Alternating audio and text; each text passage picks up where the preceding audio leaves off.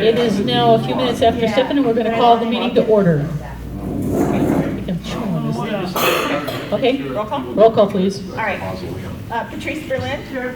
John Crosstow is excused. Claire? I am here. Alex Inspector? Here. Lisa Karagian? Here. Patrick Lewis is excused. Heidi McKay is not here, so just... I didn't hear from her. Okay. Richard Niederberg. Here. Eric Previn. Here. Craig Radow. Here. Rob Schiller is excused. Keith Schwallenberg. Here. Richard Welsh is excused. Andrew Sussman. Excused. I like that. Okay. Rita Villa here. Denise Welvang here. So we have 10 voting members here then, and we need 6 to pass a motion.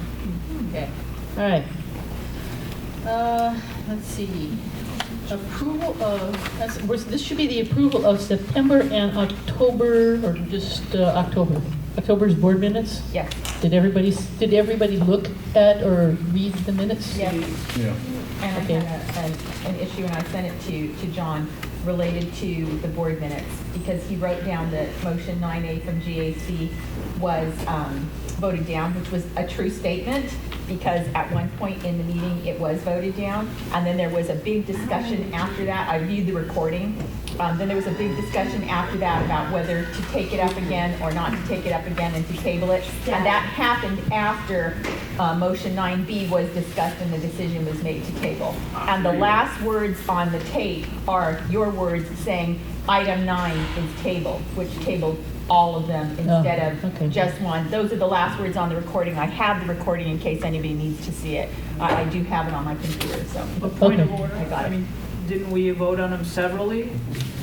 But then, yes, we didn't, but items B and C did not get voted on at all. Item A was voted down, the vote was I just want 6 to clarification. 5. Is there a reason why one of the items would have to be dependent on the others?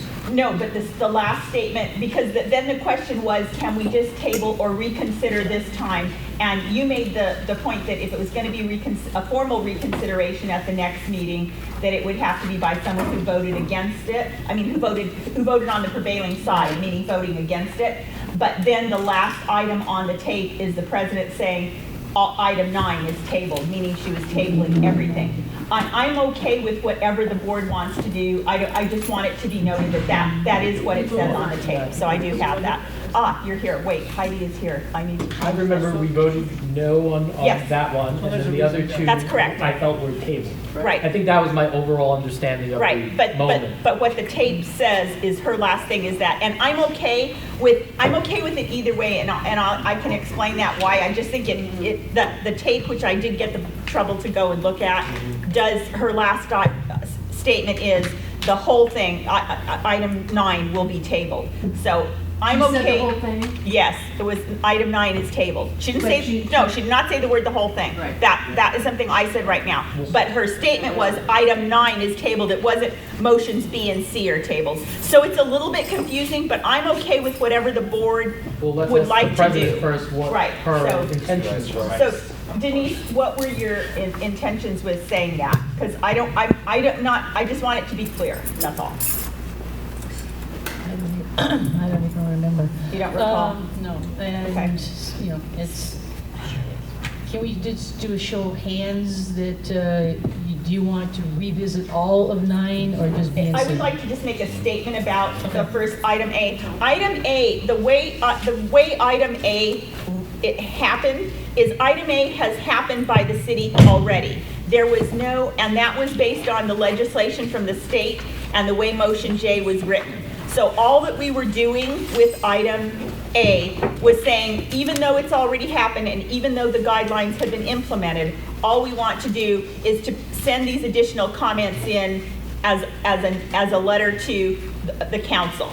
That's all we were trying to do, because it already exists as it exists in its bad form. We were just trying to say, we have these objections to it. So I don't feel that strongly. If the board doesn't want to address this again, I'm really okay with that. Okay, why don't we just go with B and C and And just I'm okay with A that. A is moot? Yeah, And I'm fine with that. I just wanted it to be clear that the tape, what the tape actually says, we have a recording, and that's Okay. what it said. We're- But we're- I'm okay with that. We're just gonna go with B and C. And that's fine with me. A is moved. Okay. Okay, other than that, there are no objections to the October minutes. We will, Other than I'm asking for that change, Okay, that the no last problem. item was that the president said item 9 was Okay, tabled, all right. which is on the recording. okay, so. fine. And we will approve the minutes with those Right. changes. All right, hello everyone, thank you for coming. Reminder, Mr. Niederberg wanted me to remind you and remind you again, Luminaria is coming up. This is a biggie, and we need everybody we can get to help set up. And tear down. The hard part is setting everything up. Tear down is like, there you go. Throw all the little bags in the box and, go home. But it's hard, it's labor intensive, laying out all the lights and the sandbags, so we need everybody possible to be there and help us out. And I have a question for everyone. It was posed to me, are we having a December meeting? I don't think it conflicts with any holidays per se. All right, okay, we're having a December meeting. What's the date? And parties. 20th, looks like. 20th? Third Wednesday, correct? Yeah? Yes. Yeah. Okay, it's the 20th. I won't be there. That's not nice. Party pooper. Oh, Just know. okay, be that way. Be that way, huh? Okay. All right. With all of that, let's go to public comments. Yes, we have public comments. So public comments are Barry Johnson and Richard Adams. I'll pass. You'll pass? So now In that case, I'll take Barry's time. No.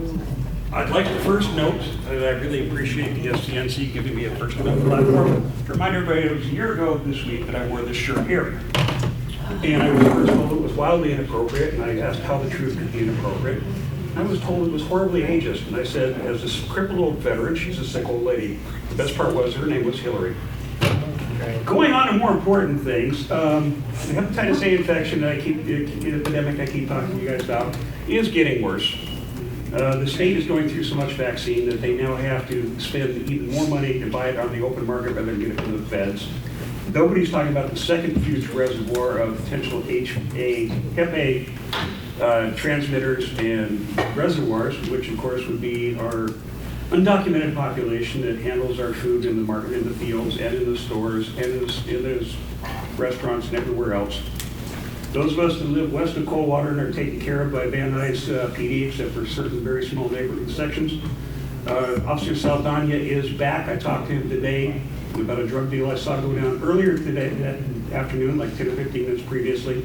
And while I was talking to him, I witnessed another drug deal go down. I've been promised that something will be done about it. I'm going to put those promises here, and you can guess what's going to go in this hand, which one's going to fill up first. Other than that, thank you to those of us actually, those of you who showed up to help set up, and we'll stay tonight and put everything away. I'd like to see that crowd increase. And thank you for your time. Thank you. All right. That's just those two? That's it? All right.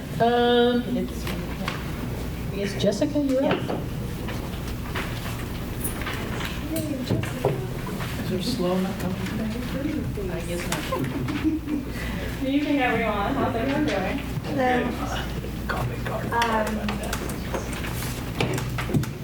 I'll just start by saying, so this morning I met with some of the lovely board members about homelessness, because that is the biggest problem right now in Los Angeles. Is this on?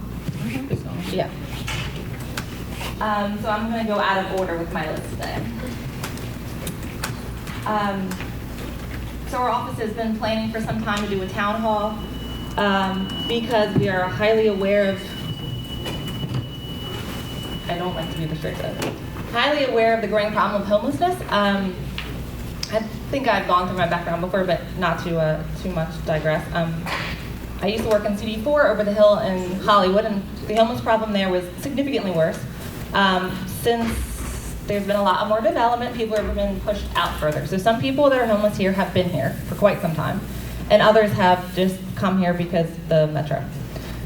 So knowing that, the council member is the senior council member, and he is working on initiatives, and he's open to any and all considerations of how to deal with the homelessness crisis. So if any of your board members have any ideas, thoughts, whatnot, please feel free to reach out to me by email, phone call. I will chat with you over the phone, and you can come to the office and I'll talk with you in person about the kind of stuff that our office is doing, and also, any ideas that you may have. With that said, our office has created a homeless town hall event, which will take place at LA Valley College on January 18th at 6:30, Thursday. We will have panelists from the city attorney's office. That would be Todd Gilman. He is the current neighborhood prosecutor for the Valley right now. He's a great guy. LA Family Housing, LAHSA, which is Los Angeles Homeless Services Authority, and LA Sanitation, and LAPD. And of course, the council member will be there as well. So I have flyers in the back, and I sent the email earlier when I was still at the office, because I came right from the office, asking people to RSVP online so we can get a head count, so we know how much we have there, whatnot. I highly recommend these events. I've been to one in Hollywood before. They're very informational. We go through a lot of information, so it will be overwhelming, but there will be slides afterwards, so if you guys need a copy of it, I can provide that. Also, before I left here, I sent an email to some of you. Ron Galbraith, who's the city controller, did a report on homeless encampments, and he goes, it's over 40 pages long. I read most of it, not all of it, but it gives you an overview about what the city does, the costs, the laws we have to follow, the procedures, all of that kind of stuff. So if you're interested in reading it, well, you should be, because it really affects your city, but I would highly recommend reading it to get an overview of what we're doing, because I have gotten, and I will probably continue to, I get a lot of calls on homeless encampments, a ton, all the time, and I work with my colleague Morgan on this. So I will most likely, probably the next 2 to 3 months, be working with her to bring some representatives here to the neighborhood council to talk directly as well. But I want to do it in enough time so we can advertise it, and I don't want it to overshadow this. So I will most likely take place after this, for those of you who do not want to go to Valley College. It's a cute college. They do a lot for the community, for our office as well. Topic number 2. Let me go with I want to go through positive news, but let me see. An update, so we had our cleanup project on November 4th. We had a little over 120 volunteers who signed up, and about 80 people showed. That's the project that you guys helped financially, monetarily support, which was fantastic. I was there from 7:30 till 3. Most people left around 12:30. We had, and I lost count at this point because it's just too much to count. I lost count of like 300 bags of trash and debris. And it wasn't even half of the river that was clean, to be frank with you. It just wasn't. It was great because we had the county there as well as our city and the rec and parks. The park ranger stayed there for most of the day. He was fantastic. Albert Torres, great guy. So if you ever have an encampment to report to me in Morgan, and if it's in the rec and park section, let us know, because that goes to Albert Torres. He goes every single Friday. He's out cleaning encampments every Friday. He's been with Rec and Parks for 40 plus years. And that is now his job. 2 positive items to note. I'll start with Harvard Westlake.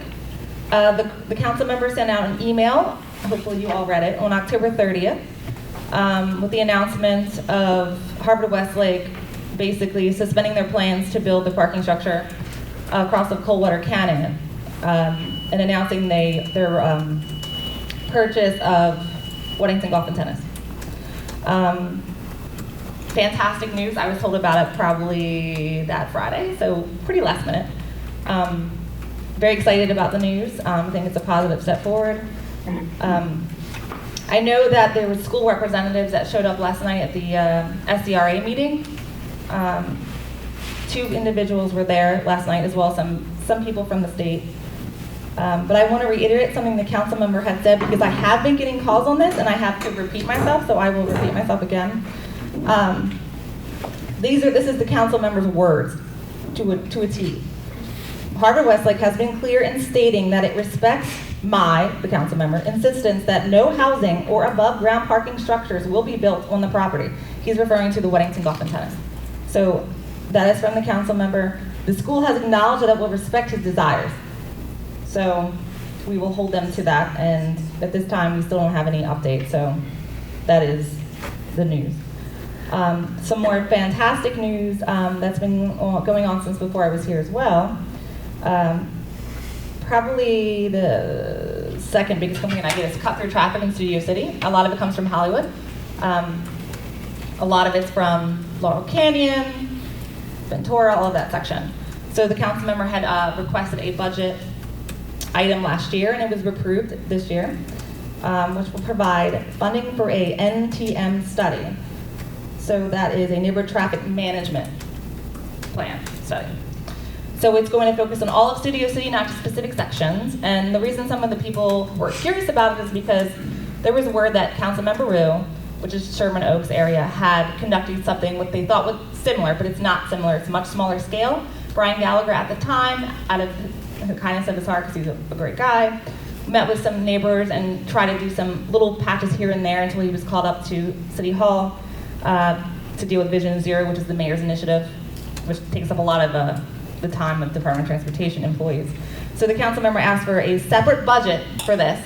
They're hiring their own consultant, and they should have him or her hired by the end of the year.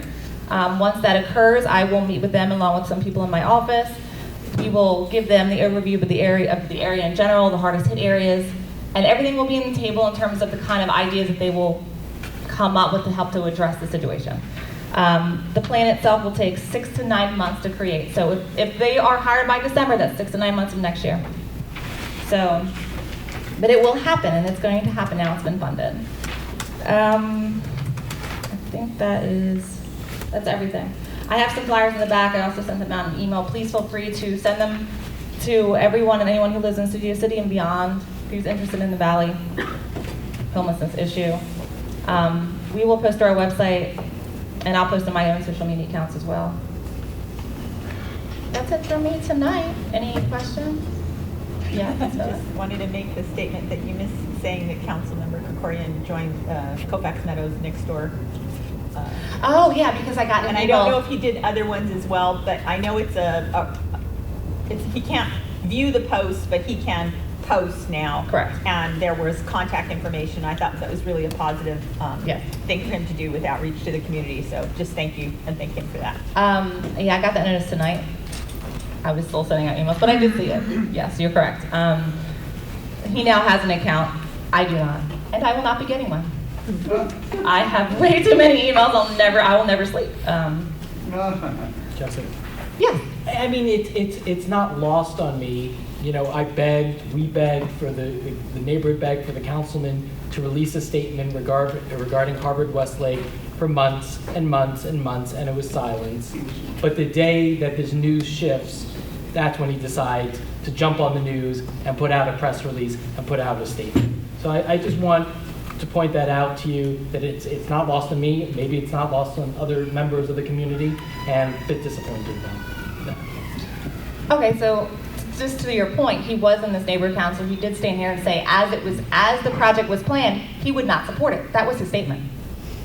He literally said that, and it's recorded. Yeah, he said that. So, and he said at the same meeting that he would weigh in on the project and release a statement, and that never came out. That's not exactly what he said. Yeah, it is. I posted about it on Nextdoor. The council member, he does not get ahead of himself. He's a very thorough lawyer. I could pull up the statement. That's fine. I mean, I've listened to it. Believe me, I watch your videos. Yes, Alex. Yeah. Well, I'm glad a lot of people are relieved from the news. I didn't know if there was a dialogue happening now with the school, now that they are working on possibilities of planning on Weddington, to donate the land that they own on Coldwater, nurture it, and donate it to the Santa Monica Conservancy. I'm hoping that dialogue starts to get some traction, because I'll be honest with you. Hold on, please. because basically it's been neglected for 20 years. It looks horrible. It's the one patch of the hillside that looks like a disaster in their hands. We would love to see it nurtured, grown, the community would, more trees planted on the site, and it just not be neglected. So if it would be better in the hands of someone who would actually execute that type of care, we would encourage that. So I'd like to let, on behalf of the neighbors that I represent, the homeowners that I represent, to have this dialogue and this narrative begin of donating this land and be heroes for our community. Thank Sounds you. good. I will relay that to Carl, and we don't know anything yet, but I'll relay the message. And No thanks problem. for everything else. No problem. You have 2 questions behind you. Oh, hello, Barry. At the SCRA meeting last night, for what it's worth, I did pose to President Rick exactly what you just said. I said, if you get everything you want at Weddington, how about giving away the land to the Conservancy? But he was non-committal, I'm not, but it was brought up, and I know other people in the community have brought it up. And I was going to say to the entire board, last year you all voted a motion regarding a regional fix to cut through traffic, and I was told by someone in your office that helped spur the councilman into requesting this money. So see, our motions do some good. And finally, just on the homeless, we voted in a lot of homeless housing money, did we not? Measure HHA. And as far as the way I see it is, nothing's ever there'll be no fix to the homeless until we have a place for them to go. And by the way, Studio City has less homeless than anywhere else in LA. I can vouch for that. I'm all over this city, and it's like we have nothing compared to anywhere else. For all of you who complain about what we have here, it's nothing compared to anywhere else.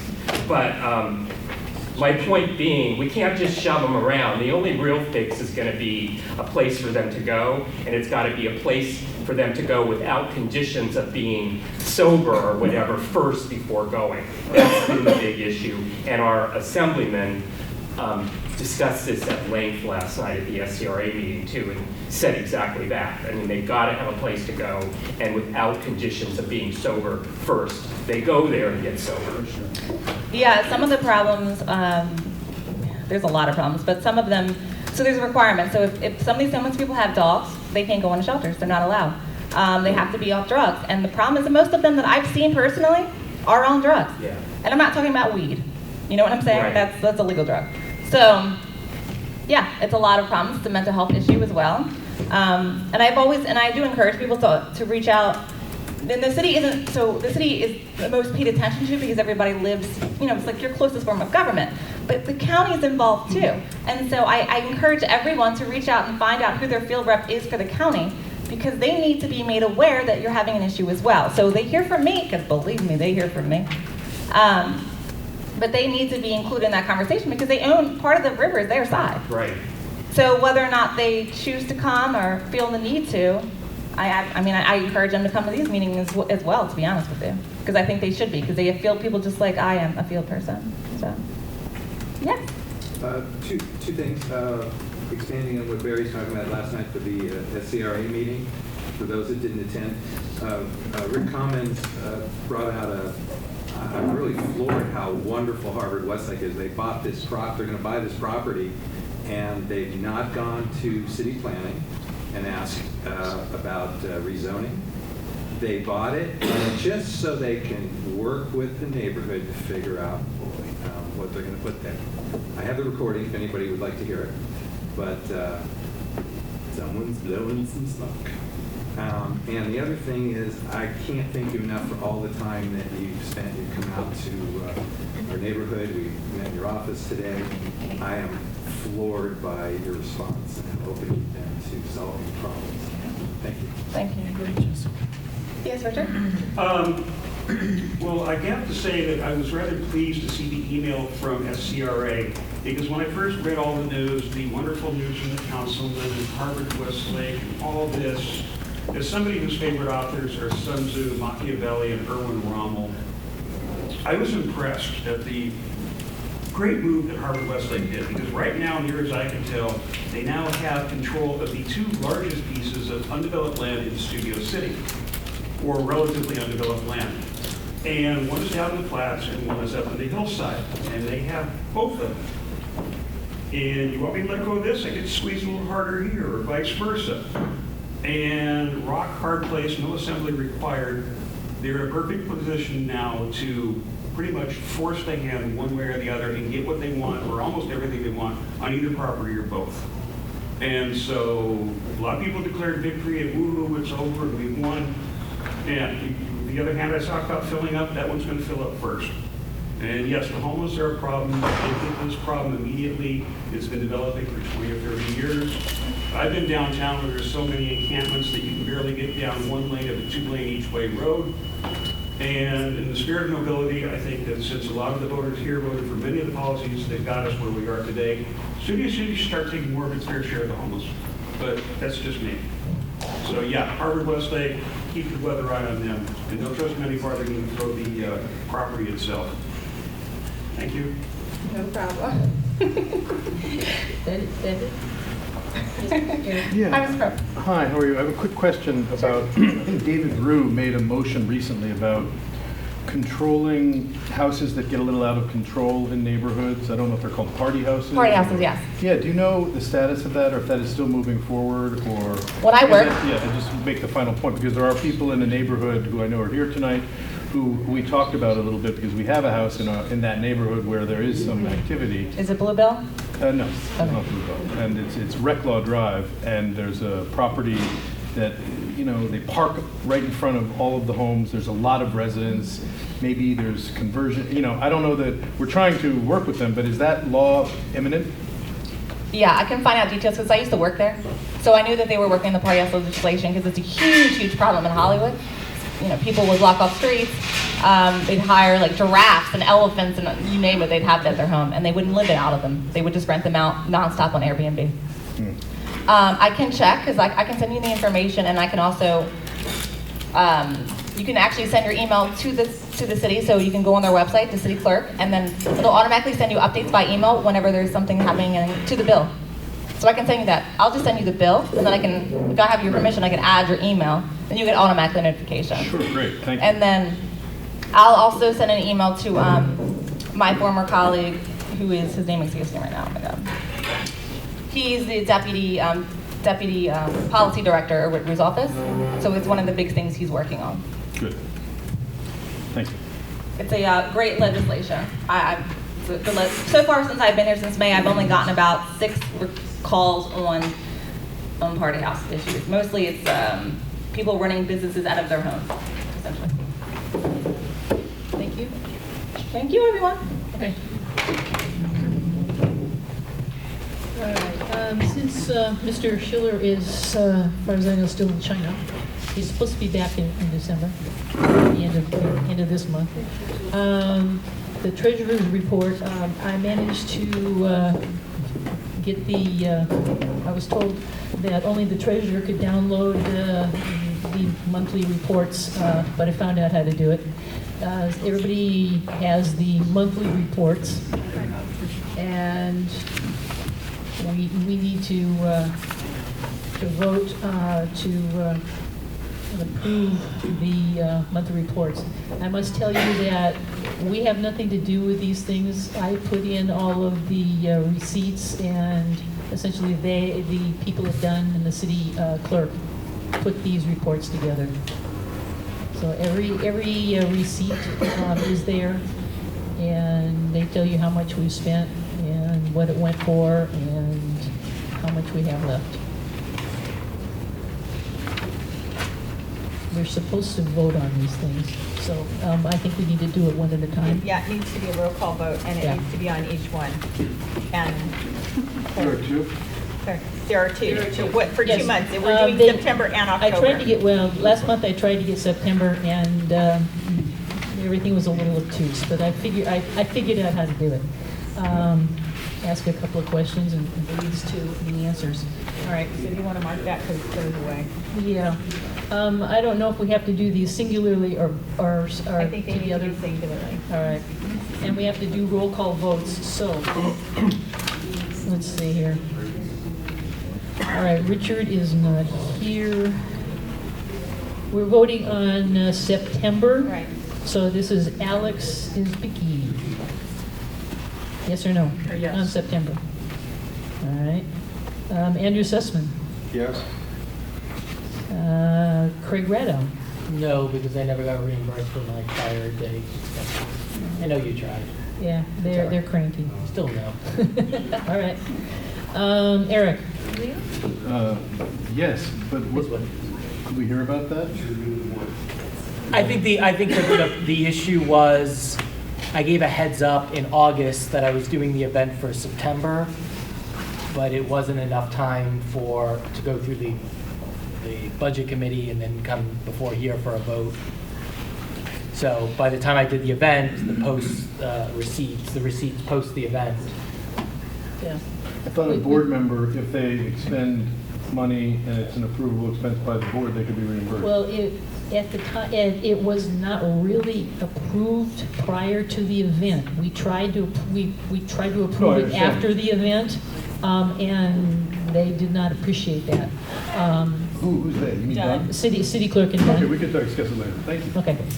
All right. Are you yay or nay on September? Yay. Keith. Yay. Richard Niederberg. Yay. John Coteau is not here. Patrice. I just have one question. Sure. It seemed, so I had out of pocket in July, so hasn't that been on here before? This is on October's, and it's also on September's. I have no idea. We'd have to ask them. Okay. I mean, all I do is put, submit, and they put everything together. So if there's something that I can call them up and ask them. But it shows that's a July, Patrice, on yours. Right, I know, it's just they keep on the same thing, keeps showing up on these. Yeah. Yeah, But It's like I they know it didn't shows take it's it off. See, it's on. Yeah, it's on the back. yeah, Right. And it Okay. says July. No, I approve it, it's fine. okay. Yeah. Patrick's not here. Claire, no. Heidi. Yeah. Lisa Karajan. Yes. Rita Villa. Yes. All right. And, okay, now we're going to go to October. Alex Isbicki. Yes. Andrew Sussman. Yes. Greg Ratto. Yes. Eric Previn. Yeah. Yes. Keith. Yes. Richard Niederberg. Yes. Patrice. Yes. Heidi. Yes. Lisa Karajan. Yes. Rita Villa. Yes. Okie dokie. Quite a bit of money to give out to the community. I know, nobody's come by, nobody's really. We have money to give.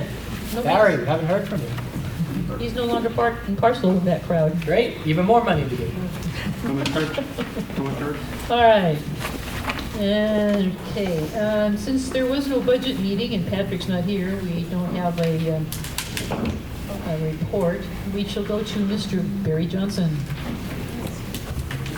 If anybody in the audience is here for 8A, B, C, or D, and you want to speak on any of those issues, make sure you fill out a comment card and hand it in, okay?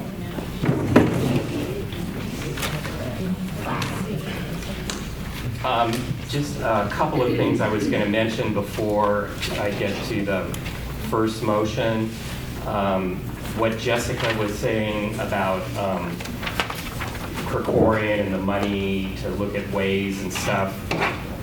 Part of that I found from Rue's last meeting is that these streets in the hillside that are designated as local streets and not for through, they specifically say not for through traffic. And Rue said the fact that Waze is sending them through is illegal. And when they put up signs to that effect, they can contact Waze and tell them that they're asking the motorist to do an illegal move, and Waze will take that out of their computer such that they won't send them on the street that shouldn't be used for cut-through traffic to begin with. Now, I mean, it's a shame this wasn't done a couple years ago, because it's going to, for a lot of people, it's going to be some habits that are going to be really hard to break, but we'll see where it all goes. And then I just wanted to say on preferential parking districts, you all supported one last spring for the Eureka Sunshine Terrace neighborhood, and I'm happy to say, with the help of the councilman's office, they have now been issued the final forms from LADOT for the neighbors to sign, and that's like the last step before getting the signs. And in the history of this neighborhood council, this is the furthest we've ever gotten, because we haven't had, the councilman wasn't so interested prior to the last year in doing these. So I'm pleased to say that that's well underway, and we have a couple others that are in need of help. So I guess we can go on to motion A. Do you want to read it? Okay, I can read it. The Board of the Studio City Neighborhood Council, SCNC, supports the Valley Vista neighborhood application for a preferential parking district on Valley Vista Boulevard, Van Noord Avenue, Greenleaf Street, Maryellen Avenue, Dickens Street, and Longridge Avenue. And we do have some people here tonight to speak. I do want to first just say, can you guys distribute to the board while I just say a little bit more?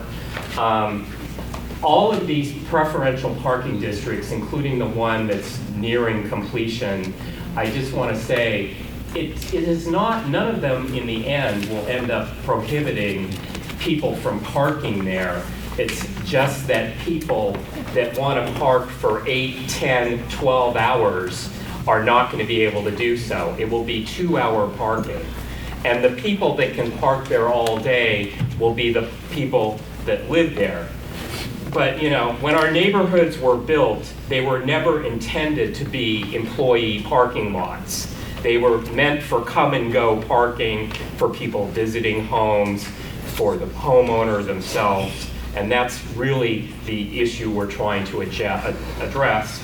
And I would also like to say, this afternoon I spoke to John Walker, president of the Business Improvement District, and he's in full support of these motions because he believes it's the business owners that operate businesses to have parking for their people, you know. And if they have 6 parking spots out back and 4 employees, then the 4 employees need to be parking on site.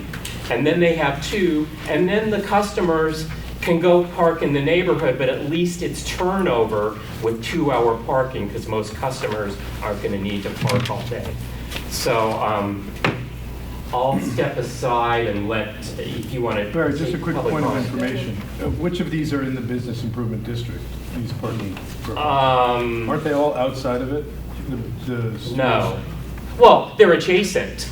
Well, but they're outside of his actual. Right, none of them are, because none of these streets are on Ventura, but it's directly behind. Right.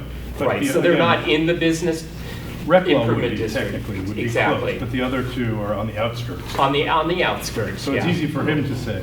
And he does think that people should go to the parking structure at night. Correct. There's a parking structure at Bank of America, and he well, advocates, in that vicinity. right. Guys, We have You did raise a good point. yeah, we will. Okay, they're going to make a presentation? Or- Yes. Okay. Pick your-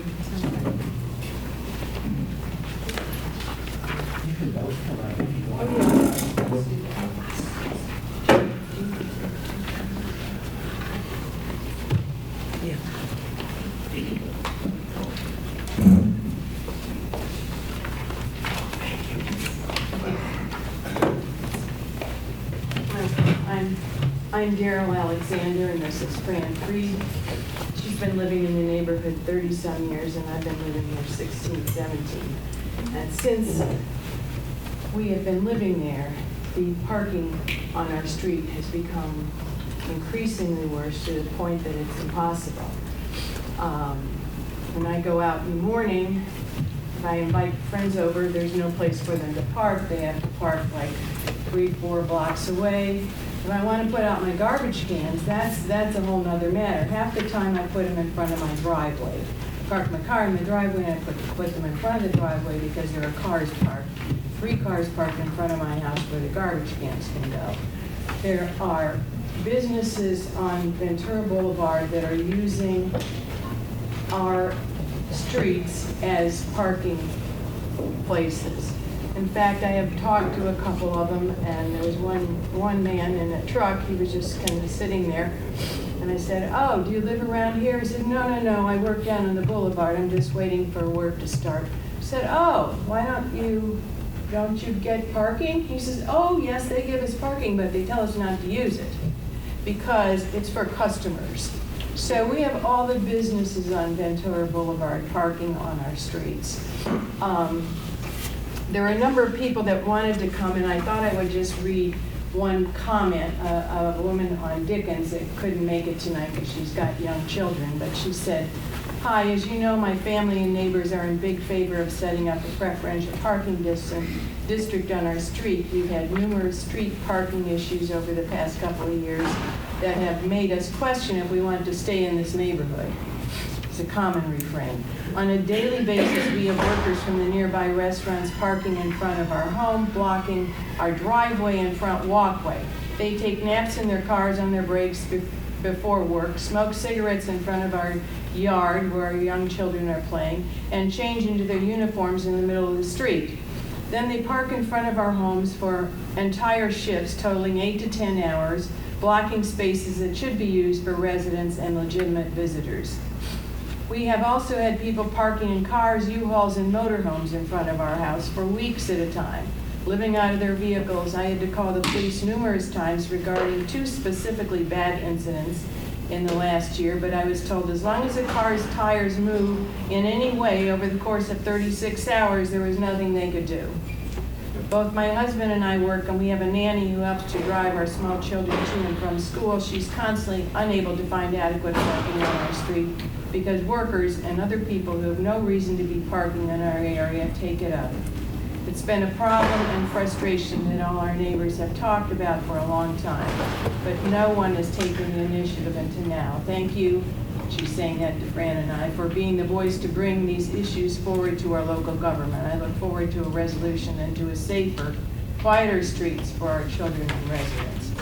So that's kind of a nutshell of what's going on our streets. There's no parking for residents, and it's increasingly aggravating and annoying if somebody has to come over and work in your yard and there's no place for them to park, or friends kind of come over in the afternoon, they have no place to park. So, anyone to make some additional comments? Yes, I'd like to make some additional comments. First, I'm very glad to finally be here. I say finally because in 2013, we went to the councilman's office about this problem, requesting a parking consideration. Excuse me, I'm getting over a very bad cold. We were given petition forms, filled them out, got everybody involved. Then when we brought them back, we were told, "Oh, those are the wrong forms."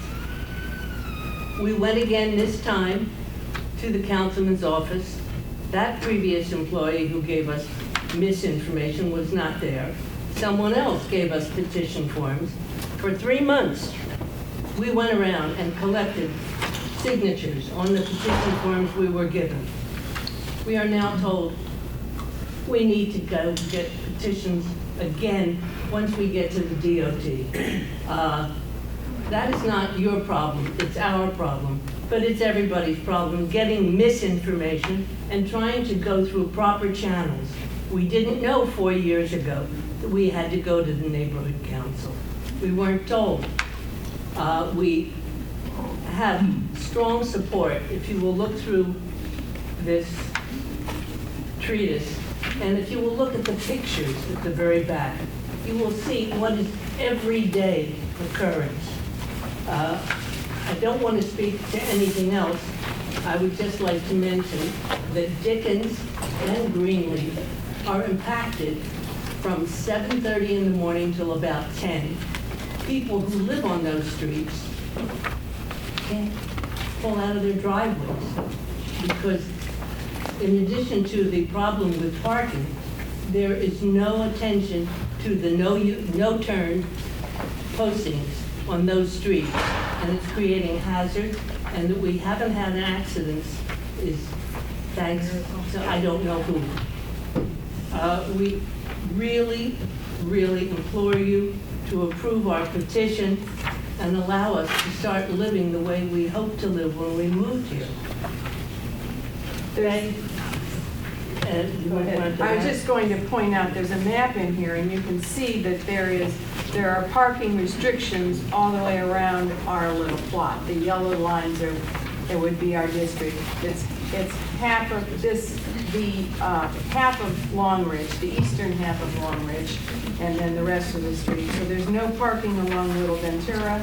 There's some 1 hour parking on the extension of Dickens to between Van Noord and Coldwater.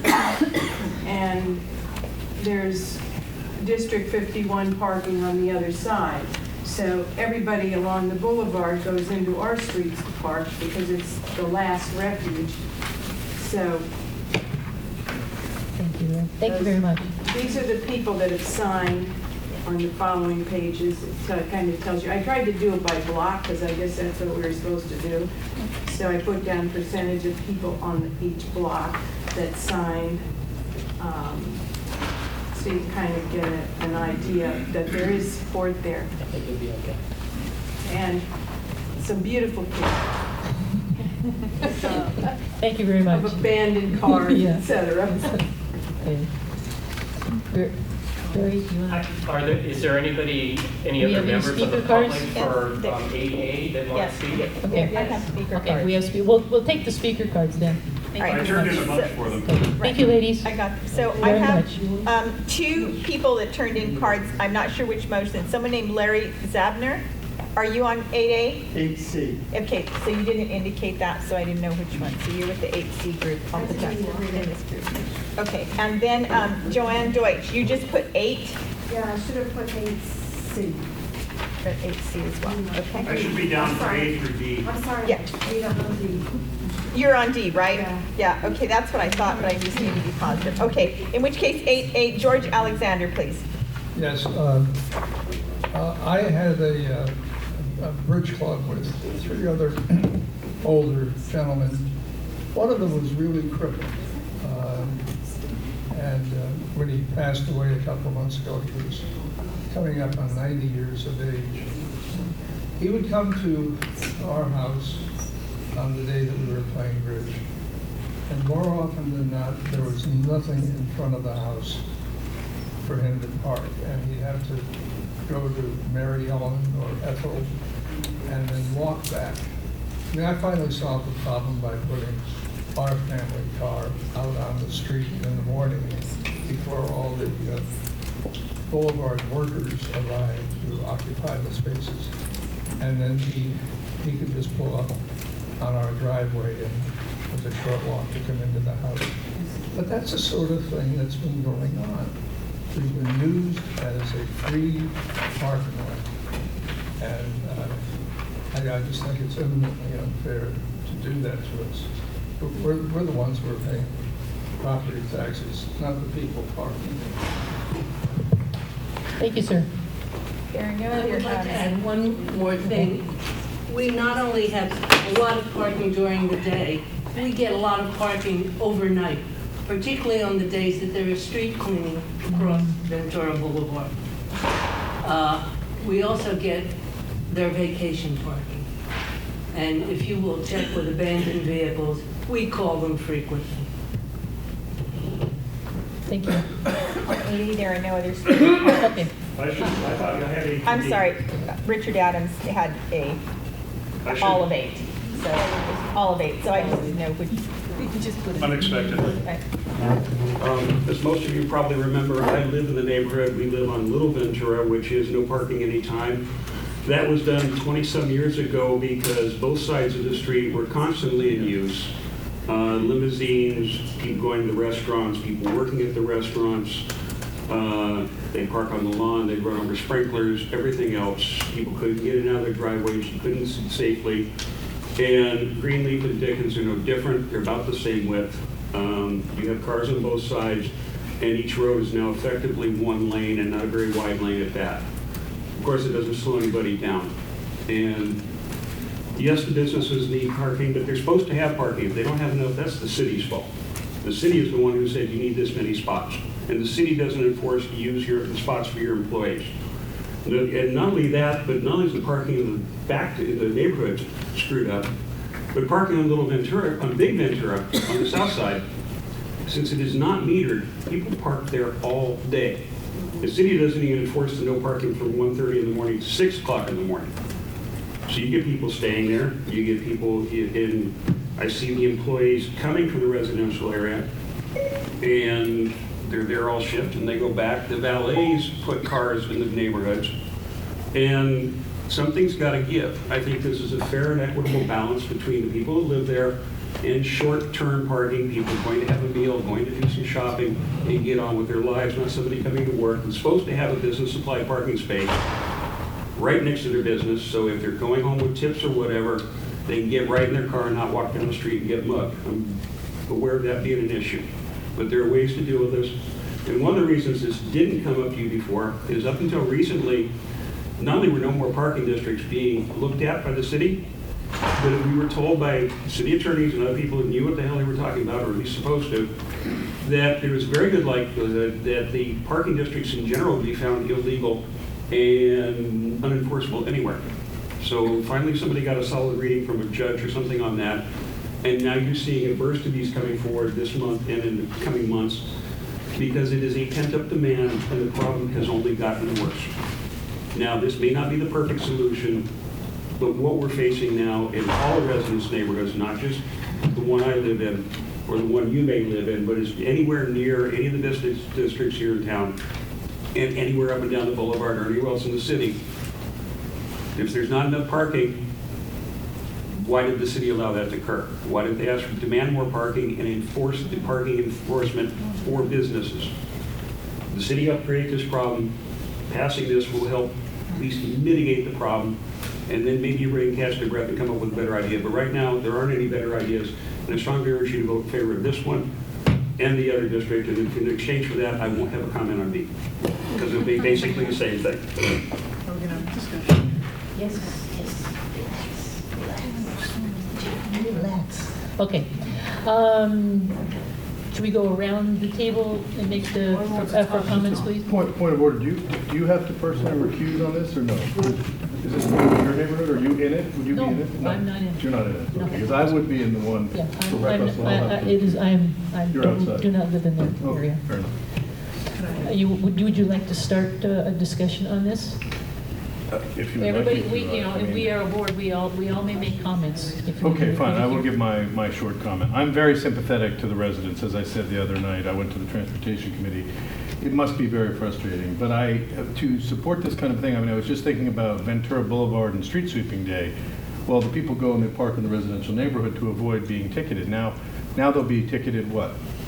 I mean, I'm just wondering, what are we going to do as a city, policy-wise? You know, my neighborhood experiences this. Neighborhoods experience parking from neighboring businesses, and I'm very sympathetic, but I'm also mindful of the fact that many of these properties have converted their garages, and I just can't see a bigger strategy, because it's like Chinese checkers. Once you cover up all the spots, there's no place left to go. So I'm very open to solutions, but it's very hard for me to support these, even though, again, my sympathies are with the locals as well. Thank you. Patrice? I totally support you. I have the same problem in my neighborhood. So I just have one question, just for my own information. How does it work if a percentage of the neighbors are in favor of it? Do they still have to buy permits, or For how does the it- I'm entire just curious how it works. district, so all the streets on their map, Right. they need 75%. It's just. of so the, that's how it of the works? residents. Oh, So a okay. renter gets to say yes or no, Okay. because they live there, as opposed to the person So who it's owns just it based on a isn't. percentage, 75%. Right, and they Okay, have it. I'm just curious, okay. I'm in 100% support, and I think it's long overdue, and it's a solution. I disagree with Eric that it's a solution that many other areas, Toluca Lake, I mean, you can't park right near Riverside. I mean, and it's been in, and it works. So the residents have their parking, and then the employees find their way, and then to me, it is a very good solution, and I highly support it. And there in Toluca Lake, you can't even park there for 2 hours in some of those Some of them, streets, maybe. right, like near Yeah. Trader Joe's, yeah. I think that's well said regarding Toluca Lake, and I'll be supportive. Rita? Yeah, I also support it, and I think time is of the essence, because there was a moratorium for a period of years now, 2 or 3, where they wouldn't even address the preferred parking issues. And so I think they need to move quickly on this before, the window shuts on them again and they get left out, because they're clearly an impacted area. Alex? Oh, yeah. As a person, actually, I access Valley Vista to go home. 2 things. One thing is that Valley Vista is a dangerous curve. People usually navigate that street at about 40 miles an hour sometimes, right? Oh, I know. 50 You something. can take it faster than 40. Yeah. And 2 things that, first of all, it's just a dangerous, the more cars that are actually on that curve and the blinder it gets. And there are people coming out of their cars, whether they're employees or not. It's not even a safe curb to park on. I would even suggest going further and saying no parking until that stretch right here is, really restricted right here, because this is a really dangerous thoroughfare. That's what we want. But really restricted, because when those people open their doors to get out, you almost hit them, and if another car is coming on, you have basically a 1.5 lane road, and you can either go head on to the person coming on at 45 miles an hour, or you take off someone's door. It's a miracle a tragedy has not happened on this stretch right here on Valley Vista. I invite anyone to navigate that anytime. I've seen accidents happen there where somebody was coming up Valley Vista about 40 miles an hour and made a left-hand turn going east on Dickens, and there was a pedestrian, they hit her. Right, okay, and forget when they're filming, when they put those big trucks on the curb. Well, they're always filming. Yeah, right, and the police that are hired to the off-duties are they're sitting in their chairs, they're not directing traffic. So it's kind of like their own duty. Right. So anyways, I support this, but I would even work with you to see if we can get something done on this curve to really make it not parkable during daytime hours, because it's very dangerous right now. But anyways, And, I'll set you is there something, I know this is something else, but there is no parking on Little Ventura. And that's much wider than Greenleaf. It doesn't have the traffic. And it doesn't have the traffic that we could easily have parking along there. But I that's. think parking on both sides of the street narrows it down. Okay, Yeah. I'll withdraw myself. Don't go there. I just think Yeah. it's a real narrow It's- thoroughfare for the speed. It actually people have. has quite a bit of traffic, It's really dangerous. And they go a lot faster than 40. and they move. Anyways, that's fine. Mr. Sussman? Yeah, a couple of things. Barry, 2 questions. The preferred or preferential parking, what are those hours? Is that set? Is that typical? Is It basically lets them, like if it's 2-hour parking 8 to 6, it lets them park continuously during that 8 to 6 period without moving, whereas a shopper would have to move after 2 hours. When But each LADOT, community can petition or write their request in a different way? well, when LADOT gets their request, they may suggest something else as far as if there needs to be anything about overnight parking. I know like down, say in the Melrose, La Brea area, if you go off to any of the residential streets down there, it includes the overnight hours that only they can park on the street overnight. I don't know if we need to go there or not, but when the application goes into LADOT, they work with the neighborhood to determine that. And then also, this is really not Studio City, this is adjacent. It is Studio City. It's Studio City. As Okay. far east, west is Longridge. And that's why Longridge on the map is only the east side of Longridge, because the west side of Longridge is in Sherman Oaks. The western boundary is the center line of Longridge from where it drops down from Mulholland Drive all the way to the north curve of Ventura, and then west to Fulton, and north across the river, and then works its way east and north to 101.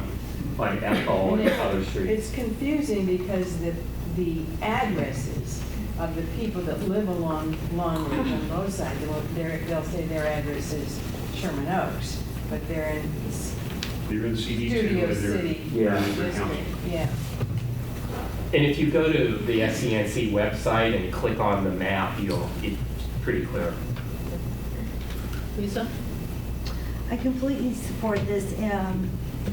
This happens, we suffer from it in our neighborhood too, up Eureka, from Ventura Boulevard, Sugarfish, Dai Chan, and all the other restaurants that are in the area.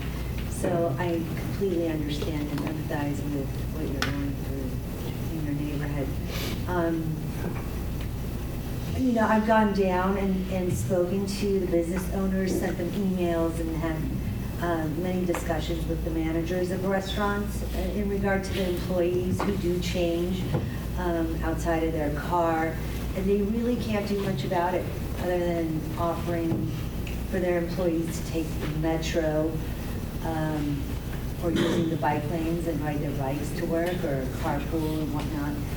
But I support this and I wish you lots of luck. I also support this. I would say if you can email me what was the correct form in their experience, because I think, or all the whole board, if you could email us and tell us what that form was, because if there is going to be this window or not. Well, essentially, the signatures that they collected were still good because to come before this board, you need to see that. But then if you give a blessing and support it, then it goes to the council office and they make arrangements with LADOT to finalize it. And that's what's happened now on Eureka Sunshine Terrace. And then LADOT gives you an official piece of paper printed out with each address that they then take around and sign. So really, there's no way to get around not going twice. Okay. Okay.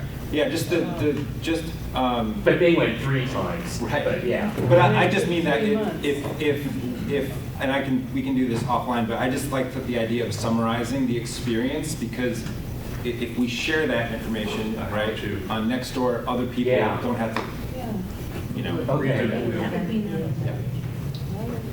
Mr. Niederberg? Yeah, I'm generally in favor of this, but I still think it's gonna move the problem up the hill or around the corner. I don't think it'll solve the problem, it'll just give these people relief, but it'll be somebody else who'll be suffering next time. Call the question. Okay, the question has been called, we're going to vote. We can do a show of hands. Yep, I guess. do a show of hands. All right, all in favor, please raise your hand. Mr. Sussman, Mr. Previn, are you for or against? I'm against. He's against, okay, we have one against, Mr. Previn. All right.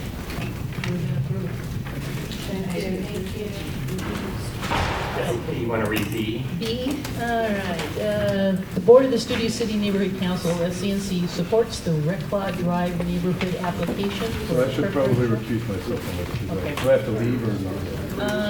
Yeah, it's on one side for a while. Okay, where was I? Reclaw Drive with portions of Carpenter Avenue, Carpenter Court, Laurelwood Drive, and Sunshine Terrace. And again, sort of same case scenario. This is around Carpenter Avenue School. This would not affect, drop-offs and pickups of the school. But it would free up the parking spaces in the residential area such that people aren't parking all day and there could be a coming and going both shoppers and people visiting the homeowners. So it's pretty much same case scenario. And we have the Who is speaking? presentation. Susan Martin. Okay. Hi. Alex and I used to be neighbors on Colbat. Yeah. 18 years ago, 19 Right. years ago, yeah. Doesn't change it. So, we live on Rec Law, which backs onto Carpenter. And we have virtually the exact same problem as the Bay. Except ours is compounded by Carpenter School, too. We have that kind of, where staff is parking there all day. They come at 7:45 in the morning and they leave at 5. The people that work at Carpenter School park behind my house and along Carpenter. And then at the end of the day, or middle of the day, when people are trying to pick up their kids, there's no place for anyone to pull over to get out of the way, and it becomes a half of a lane to deal with. But aside from that, we have people who are storing their cars on our street, and we make multiple calls to the abandoned number, and they come and mark it first, and then they never come again, because the supervisor told me he gets 3,000 calls a week.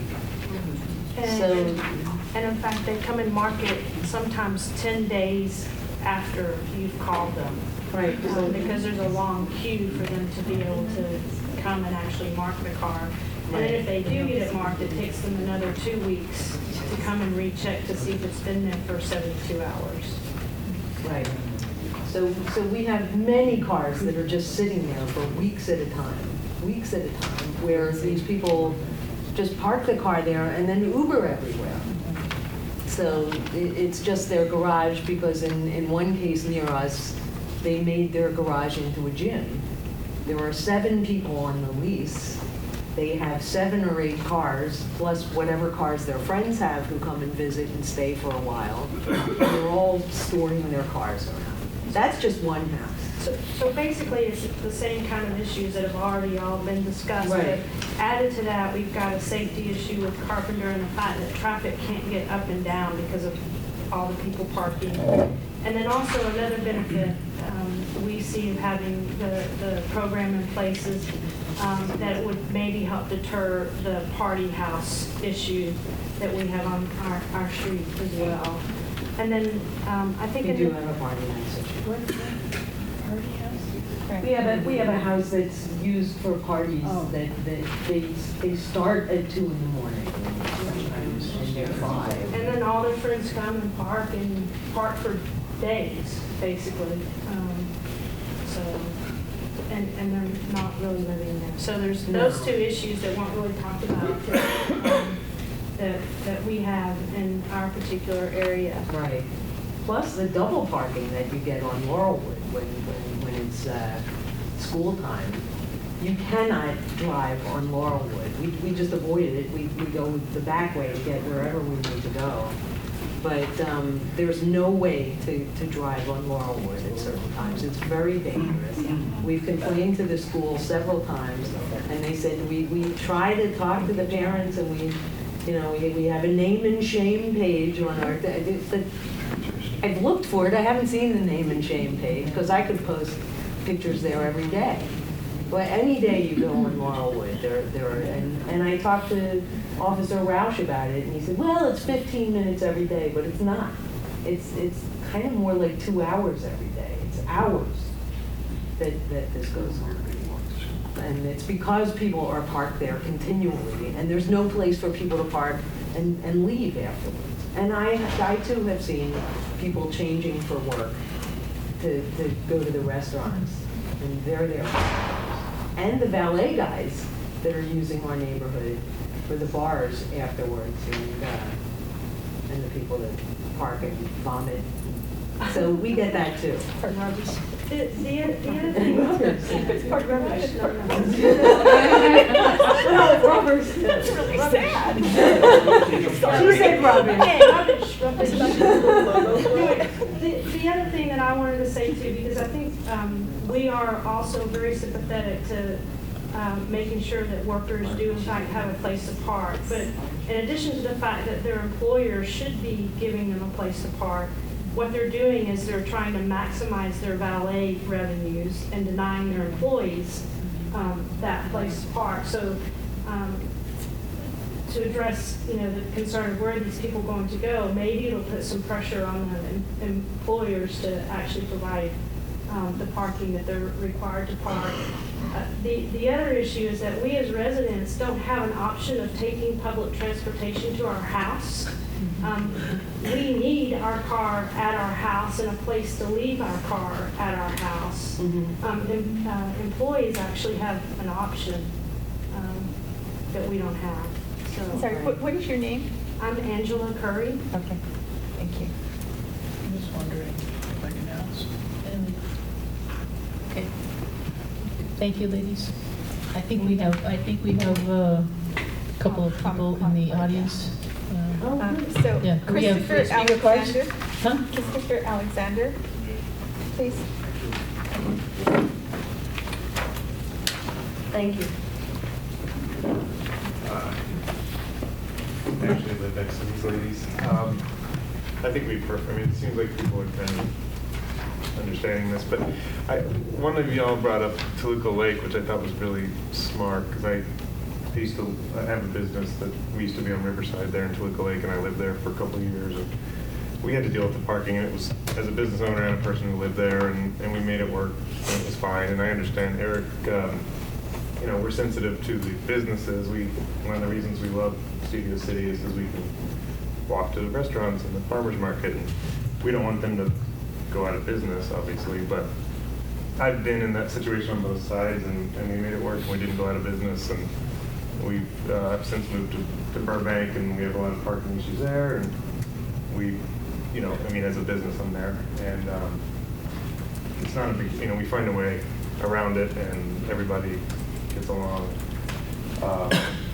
And I just, everything they said about parking issues where we live is true, and I live, I think, 2 doors down from Eric, and it's an issue. It's hard to drive. It feels unsafe because there's no visibility on our street with the one-sided parking street, and then there's the party house that they talk about, and all that kind of stuff. And I've seen people going to the restroom in the street because it's 4 in the morning and they've been whatever. It's not great considering how otherwise really nice Studio City can be. So thank you. Thank you, sir. Yep. Anybody else?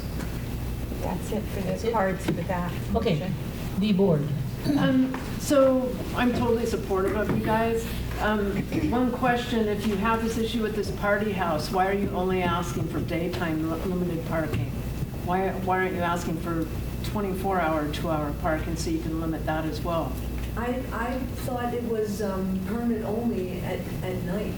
I think it's to be determined Right. when your application goes in. So LADOT will determine exactly in conjunction with you. You will meet with them. Okay, great. Okay, Yeah. because it doesn't say that. So that seems like it would be a logical thing for them to do. The intent would be to have it resident parking overnight. Right. And then 2-hour during the day. I thought that was on the No, We left it out of the motion just because Well, left it vague so DOT they can determine. may change it, No, it but doesn't say based that, on though. what you tell them, Here's the motion. you'll probably get it. I know, but I'm just saying. Oh, I see, okay. Okay. Heidi? Yeah, obviously, I highly support it. I'm only a little concerned, though, because you said there was a residence there that has 7 people living there. Aren't they all going to get the permit as well then and still park on the street? Well, they can have 2 or 3. As many cars as you have. You can have as many as you want. Anyway, just something to think about. Hopefully, it'll address that issue, but it sounds like they may get permits and then still be on your street. And then, well, the thing is, if we had a thing in place where we have permit only, you can't park, you still can't store your car there for weeks at a time. even the residents, because I they'll have don't think so. well, you'll work that out. Also, You'll work For that out. none of these people got 72 California hours. plates on their car. Okay. And they're not on the lease either. Okay, so- that's good. Yeah. Okay, so you'll, So the You'll figure- 2-hour parking will take care of that. good, okay, I just Exactly. thought of that and hopefully that'll. And then as far as the businesses, this is just a thought, but I mean, you know, they have, all the business restaurants, they have valet, so we have the B of A parking, which I suspect at night is probably empty. So why don't they just have all the employees park there, and then the one valet guy go pick them up, take them to the restaurant, they work, and then have a valet It's take an them back? insurance issue. Insurance as far as what? You live in California, you're looking at liability problems. As soon as you Of pick parking up in the parking spot? Liability, parking on a private property or B of A. Well, no, they would obviously have a deal with B of A. Or but the, not you mean the the city parking The lot? city Wait, parking lot, guys. the city parking lot. What happens Yeah. is the employer becomes responsible as soon Well, as the it's just a employee gets thought on the that they bus. could look into as far as liability. I that's don't know for anything the about that. Owners of the businesses to figure out. Exactly, Not With- us. to have an agreement, yeah. it was They're just a- causing this problem, they need Exactly. to fix it. Just a suggestion for them. No comment. No comment? I support. You need to come back. Basically, my only concern is, I'm just wondering why every major street, Olympic, everywhere, all the off-streets have restricted parking. It's like a given. Tell me another major thoroughfare like Ventura that doesn't have it.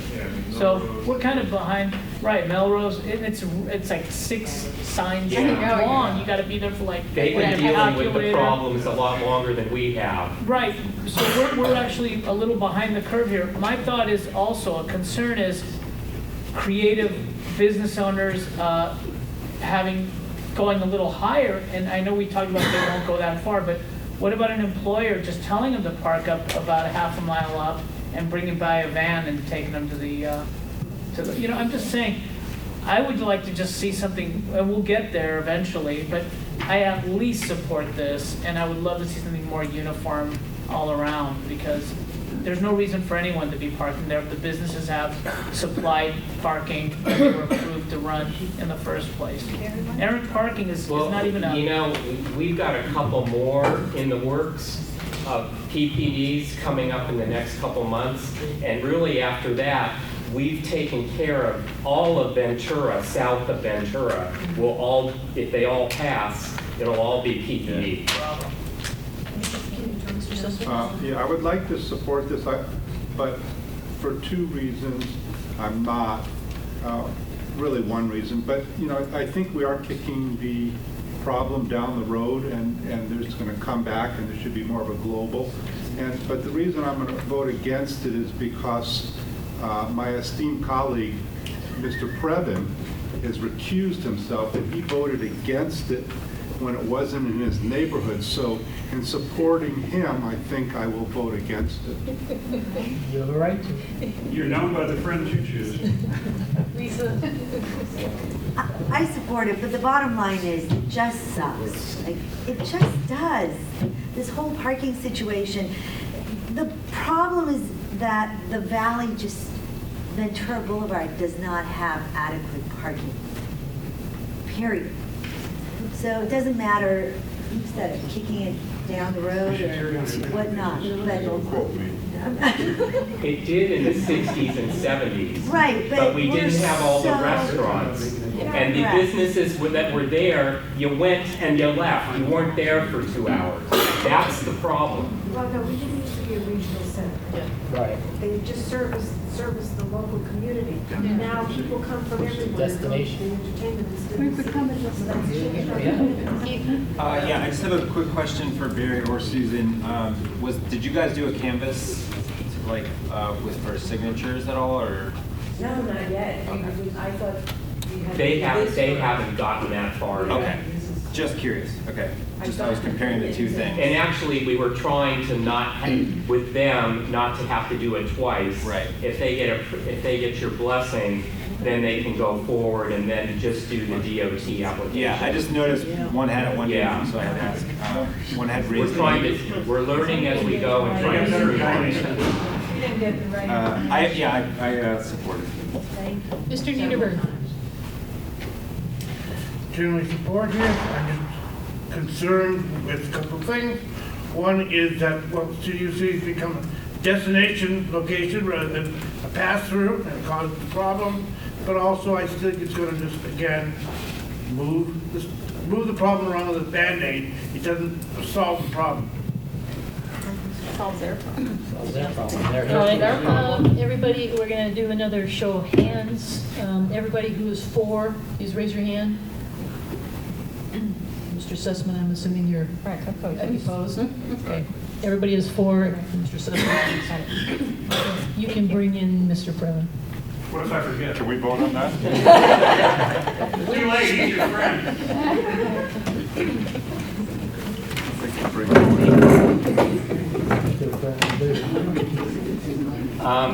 Just a little background on motion C before it's read. 3 or 4 years ago, we were invited to have a representative at a meeting that Krikorian had in terms of, did we want to have bike lanes the length of Lankershim Boulevard or Vineland? And the people in NoHo didn't want, on Lankershim it would have meant having only one auto lane in each direction. And the business owners didn't want to do that. They didn't want to lose parking.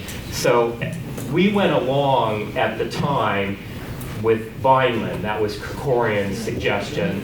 And we thought, well, it's 3 lanes in each direction. If we lose one in each direction, we'll still be okay. We were wrong. We're not okay. And this motion is saying we're not okay. And it's asking the councilman basically to go back to the drawing board and look for other north-south possibilities for bike lanes, including looking at Lankershim again. But, you know, I can go get on Vineland at like Aqua Vista and go north on Vineland at 8 o'clock in the morning. I swear to you, the cars will be backed up to Magnolia, waiting to get down Vineland to get on the 101. That didn't happen when we had 3 lanes. And you can also sit like at Moore Park and Vineland for a couple hours during morning drive, and you're lucky if you see the amount of bikes you can count on one hand go by.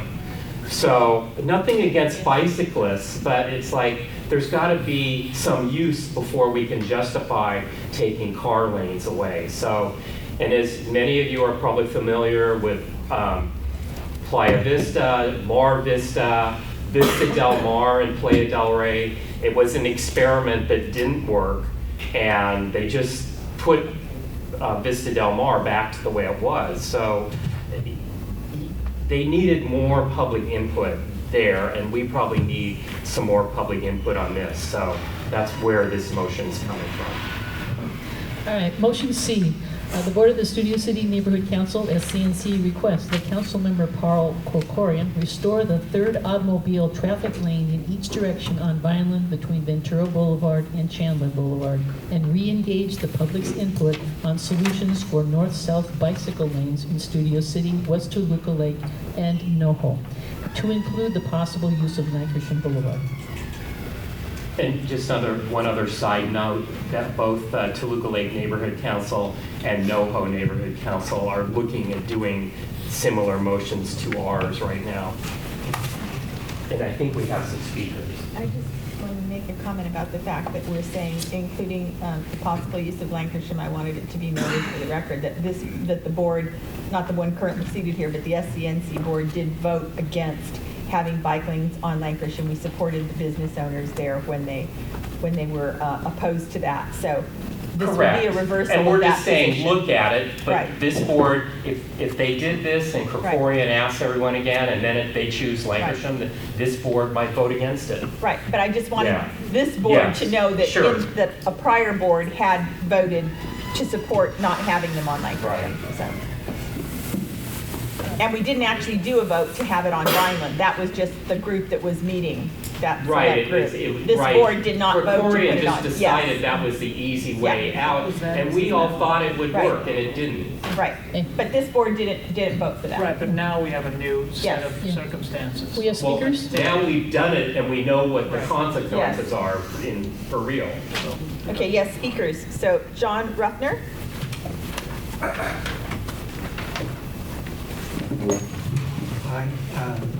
I take my kids to school on Vineland every day. A 4-minute drive is now 10 or 15 minutes.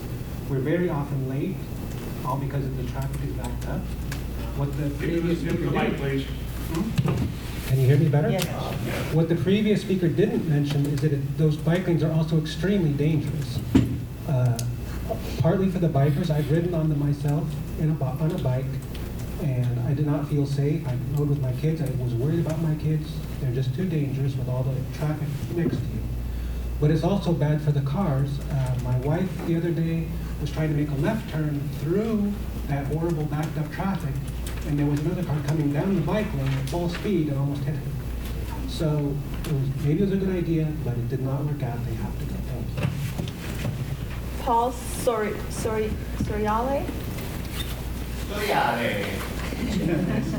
Such a pleasure to be here. I've been a big fan of yours for years, Studio City. My name is Paul Storial. I'm the president of NoHo Neighborhood Council. I'm with Larry Garcia, the former president of our neighborhood council, way back when it was called Midtown, North Hollywood neighborhood. I just want to begin by saying thank you to all of you. We appreciate our neighbors in Studio City. The NoHo Neighborhood Council does not intend to revisit the placement or replacement of bicycle lanes in our own community. What you do in Studio City is none of our business, but nobody contacted us asking about what we felt about our neighborhood. We voted twice and voted for what we currently have in regards to bicycle lanes. Is it perfect? Absolutely not, but it's the choice we made that was best for our community with the choices available to us. We have hundreds of signatures in support of what we currently have within our boundaries. Personally, I see the issues you have over there. See it? Makes me want to eat a Tums. I'm sorry for that. But that being said, we hope you can sympathize with us as we kindly request that this motion is amended to end at Whipple rather than Chandler. Thank you.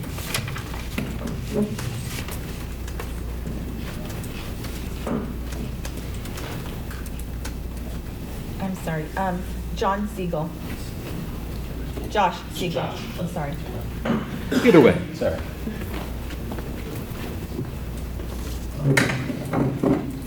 I just wanted to add my quick 2 cents to the discussion. Previous speakers spoke of the logistical problem that is definitely present. There's many threads on Nextdoor. I don't need to rehash all those arguments. What I want to point out, though, is kind of a fairness and fiscal perspective of it. I was trying to think of anything that is equivalent to this from just a financial and tax perspective. The large amount of homeowners that pay for the bike lanes, not to mention all the other taxes, which ironically are gas taxes that pay for the bike lanes. All those financial responsibilities are being borne by the vast majority of people who don't use the bike lanes. And so I was trying to think of, other things that are spent on that you don't use, and just thinking in my own life, I don't use the light rail. I pay for the light rail, but tons of people use the light rail. So I don't have any problem that I'm paying for the light rail that I don't use. I don't have kids in school. I pay for other people to send their kids to school. Tons of people send their kids to school. So it's fine that I'm paying for it.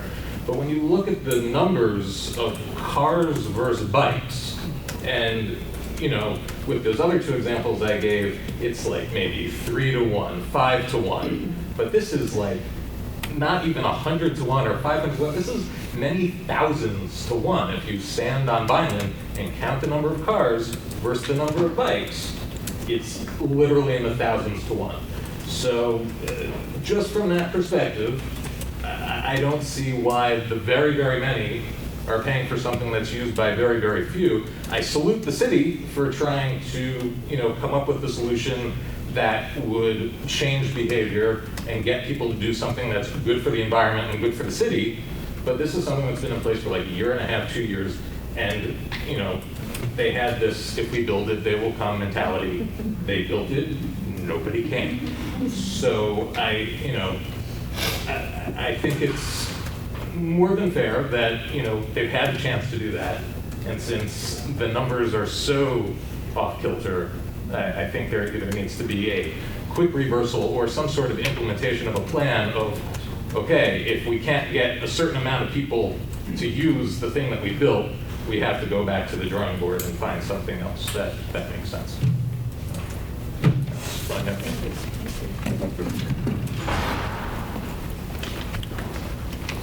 Catherine Cato.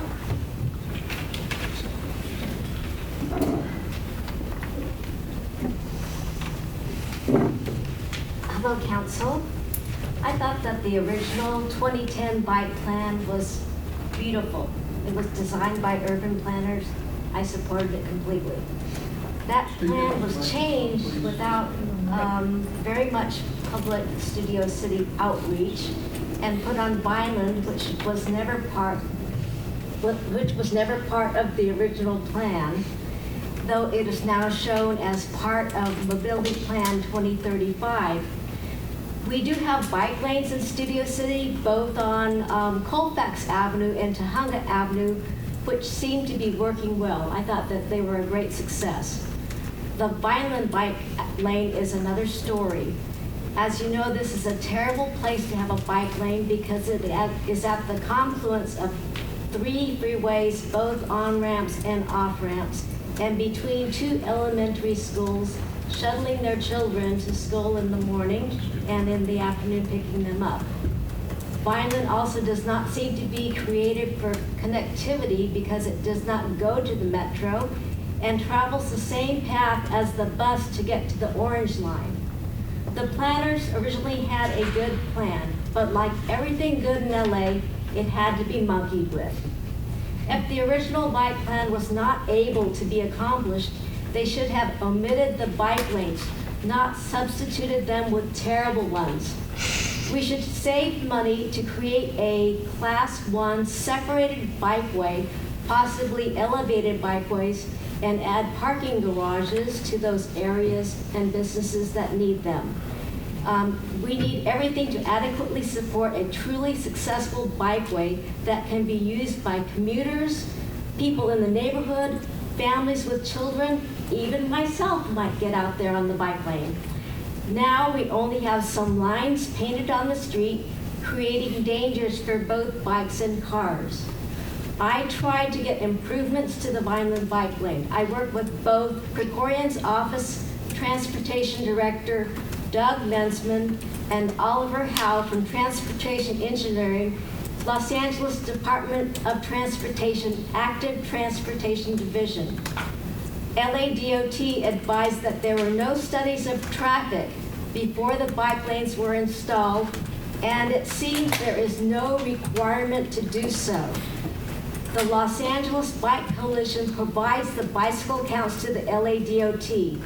In October, volunteers from the LA Bike Coalition did a bicycle count, and mysteriously, this portion of Vineland is not being counted. Should the Bicycle Coalition be doing the counts anyway? Shouldn't it be coming from the LADOT? There have been several minor attempts to fix the bike lane on Vineland, but they did not improve the safety or traffic flow. And the city is now speaking about increasing speed limits because it cannot shuttle through enough traffic fast enough. So I now ask for removal of this dangerous bike lane. We should not wait until someone dies from this unfixable problem. On Monday, even Mayor Garcetti, possibly our biggest bike lane supporter, admitted that bike lanes sometimes don't work and need to be removed. Thank you. Larry Zabner.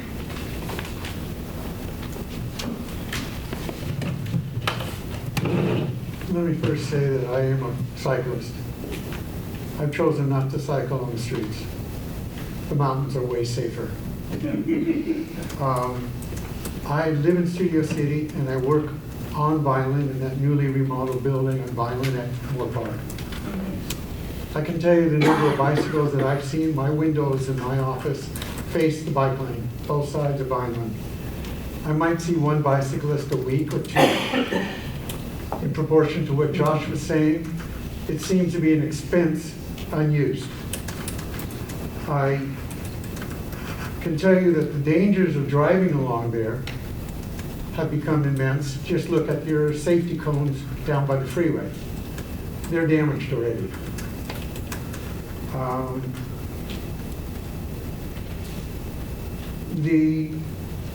I'd like to bring up another point that seems to be no one's brought up or have yet. Westbound on Moore Park at Vineland, the way the traffic is set up, all traffic going east, making left turns and straight, have arrows indicating such. Westbound going straight has no left turn arrow. The city seems to have messed that up, hence causing more traffic problems because people are hesitating and sitting at a green light. I can't believe no one has ever noticed that. I brought it up to the engineers that seem to be working on it, and he says, we didn't design it. So what has seemed to have been a light traffic situation now is a parking lot. Every rush hour, which seems to be from 7 in the morning till 8 at night. That seems to be the rush hour. So as an observer from my building that I work in, and living in Studio City, I'd like to see that the board votes this change to be effective. Thank you. Barry Weiss.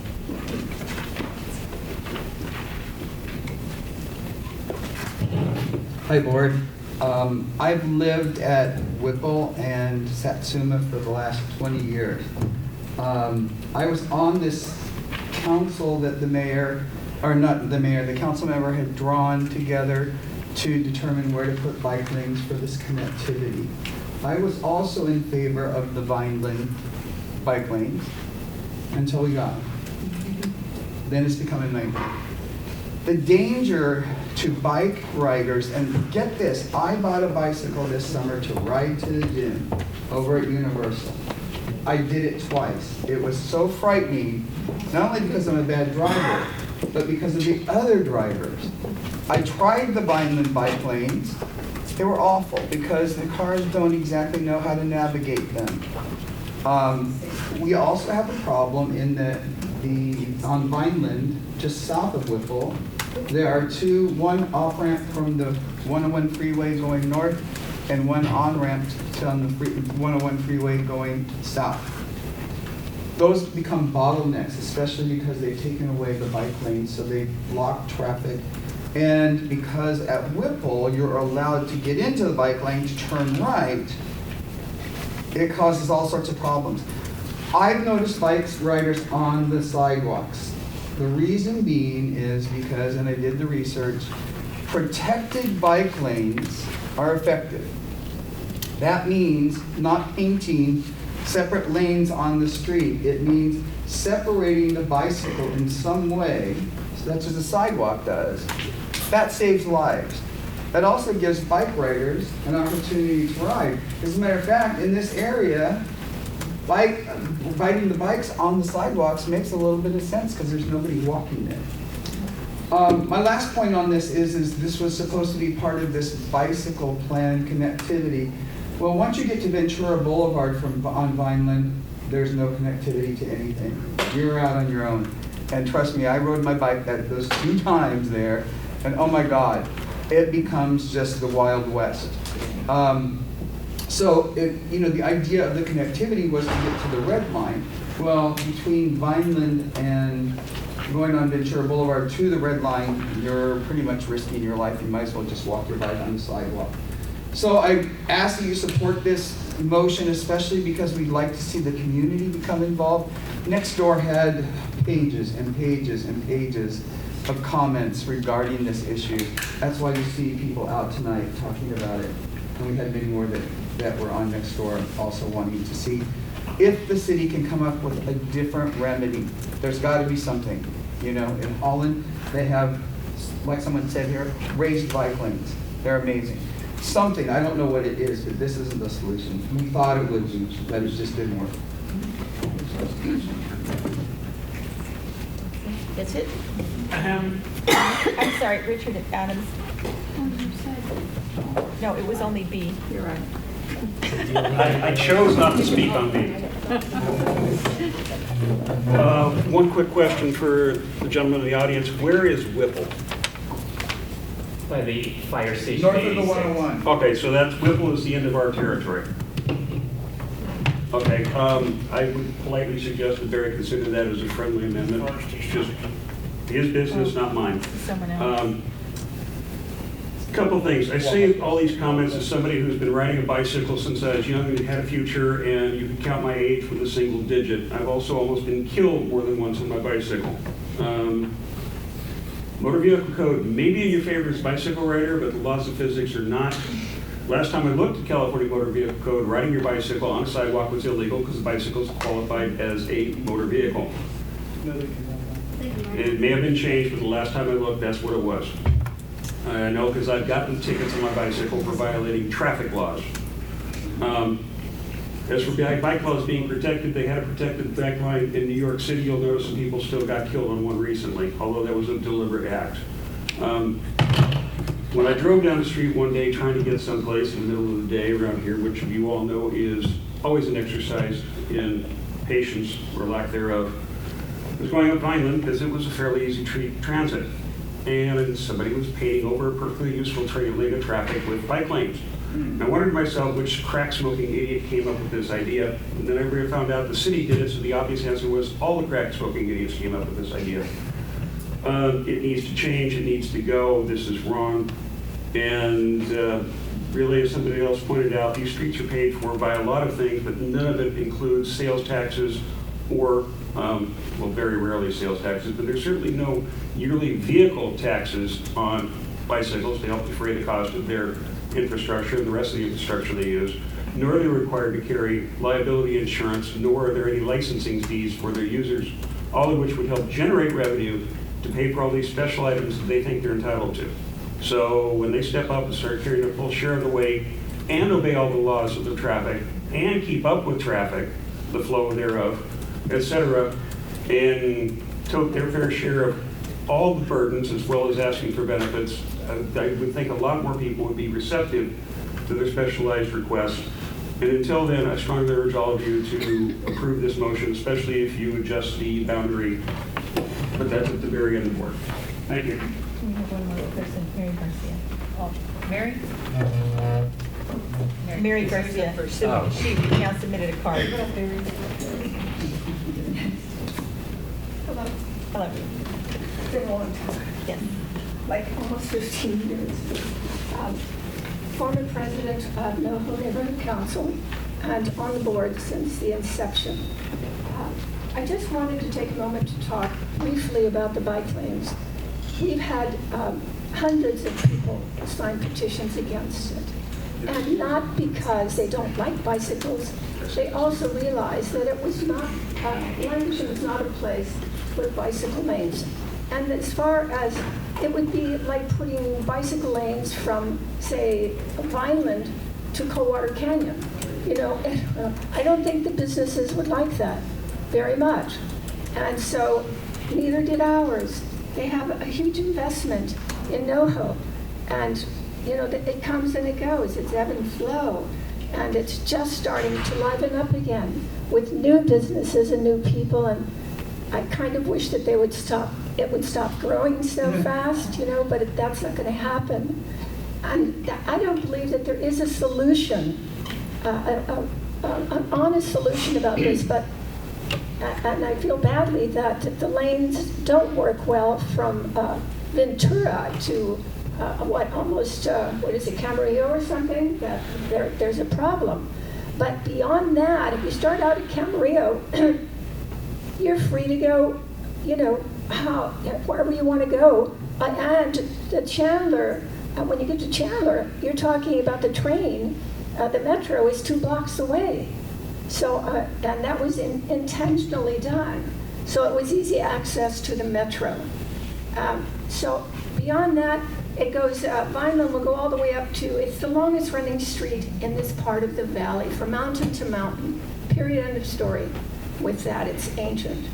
So I just wanted to express this to you about my concerns are for the bicyclists and the future of the community too. And you can't even possibly think of trying to put those on Lancashire because the businesses and the residents are not going to be for this idea. It's only 2 lanes on each side, so that would really, really diminish, the businesses making money. And since we put it in, Netflix has come in to the Academy. This is from heaven. It's a gift. So you have people, they have 600 seat, they have a 600 seat theater, they used to have 400 seats. So now you've got traffic, and you've got them going to the restaurants and, visiting the things on Lancashire and up and down. And this is a coup for us. We were really a strong community business-wise many years ago when we first became an arts district. And of course, being an arts district, the prices went up for rent. So I just hope they settle soon and we can keep some of these businesses and new people coming into the community, because it's the only arts district in the valley. And I'm hoping to help start one in Northridge. But so that's who we are. And it's taken a long time and a lot of work. And I was raised there, so I've seen it. I've seen what happened there. When I came back from Europe, it was a slum. When I was a kid, it was the greatest place to live. And we worked very, very hard to bring it to this point. Thank you. That's it? Okay. Can I just add a little comment with regards to possible solution? You've got that center divider in Vineland. Why wouldn't they just put a cemented path on each side? Vineland is a designated scenic highway in the city of Los Angeles with protection of the grass and trees such as they are, since they haven't been watered, but there would be some restrictions. I just wanted to say this is a regional problem for 3 neighborhood councils, and our portion of this going to Paul is just one of 3 that Paul's eventually going to get to hopefully make him revisit what he's done to us. And frankly, I agree with Mary. I don't think Lancashire is the answer either. But really, the answer is, for now, no bike lanes on either Lancashire or Vineland until and unless there's enough bicycle traffic to support it. But that's the reason for this motion, to make Krikorian think. It's very similar to what happened on Vista Del Mar, and just things that were done without a lot of thought, And like I said, we all thought Vineland would work, but it's like when there's traffic backed up to Magnolia in the morning in the 2 existing lanes, there's something wrong. So. Mr. President? Yeah, I mean, I'm convinced that it's not working on Vineland. I participated in the Lancashire or the North Hollywood meeting and was concerned about that when it was voted down. And I was pleased to hear that somebody said that Tahunga and Colfax are functional bike lanes to get north-south. Not beyond, like, Riverside, though. You mean close to the metro, from Riverside towards the metro? They exist in Studio City, but like on Tahunga, once you get to the 101, there's no bike lane. Right, but what I'm concerned about, and what I think we should throw back to the Krikorian, is that we have to find some solution for people to get to the metro on bikes, or the whole model falls apart, you know, of a society that uses bikes. Now, I mean, I've been critical of these bad decisions, and I am critical of it not working on Vineland, but I do think we should be thinking, and expensive, elevated things are not in the budget, so we have to come up with some way, maybe using smaller residential streets for bicycles. I don't know, but I'm supportive of a lot of people have come out and said it doesn't work. I've noticed that it's confusing on Vineland myself, so I'm supportive. And we've had a lot of stakeholders approach us, not only from Studio City, but from the Noord, just saying the same thing. And again, I just reiterate, this is kicking it back into his hands to try and look at alternatives. And I'm sure the other two neighborhood councils, now that we've started this, will say what they want or don't want. Maybe we should have a three-way committee on it. Well, and he quite likely would re-engage a committee again like he did before. Cool. Yep. No comment. I'm really against this cycling on Vineland. I understand. Seriously created a lot of traffic problems that we didn't have before, and it's not just impacting the Studio City community, it's backing up into the community that's beyond that to the north. So it's bad. I got a question. Can we remove the reference to Lancashire? No, we didn't put it in Lancashire. I mean, I think it's a suggestion to him. Obviously, NoHo is going to say they don't want to go that route. You're giving him an out. Yeah. You're giving him an out. Yeah. I'm just making them try to make them think of everything over again on possibilities. And you can be sure that NoHo is going to send them something saying they don't want to revisit Lancashire. That's their right. You know, I've heard everybody speak to this. I just think, yeah, it was mal executed, and I would never ride a bike on Vineland. I mean, I see the cones. It's ridiculous. So I support it. No comment. I'm just gonna, we got an email to the board. I'm just gonna read just one thing, just to be devil's advocate, but the public hasn't, and I just want to make sure that other people know that Mary Mallory wrote in just saying that she doesn't view it as a problem, and that she said that, I just thought this was an interesting piece of history, so I'm going to read it. It is appropriate that lanes run through the length of Vineland, since the road was the former location of the first streetcar line in Studio City area beginning in 1911. Then, as now, drivers had to contend with other forms of transit on the road, and past drivers did that for more than 40 years, having to deal with streetcars as they could not pass going up and down the street. The only reason Vineland had 3 lanes was because of the removal of the streetcar line in 1952. Otherwise, it's always been 2 lanes. And she also points out here that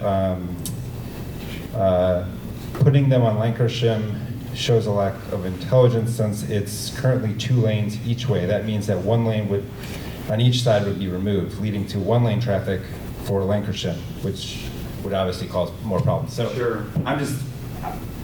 I'm just reading what she had said. I thought those were two And she's interesting. like the Studio City historian. Yeah. And by the way, that median that was created, that's now part of the scenic highway, is streetcar. Where the streetcars ran plus more. Right. You know? Electric. Yeah. So I just wanted to read that because no one was against. So I just throw that out there for the debate. I just point out a logical flaw, though, saying what was just said, that the streetcar left in deference for the prevailing mode of traffic of the day. Correct. And now you're using the inverse logic that the prevailing mode of traffic for the day should be removed for a mode of traffic that isn't the prevailing mode. Well, but if we create engineering solutions for things like this, has only been here for less than 2 years that it's been in place.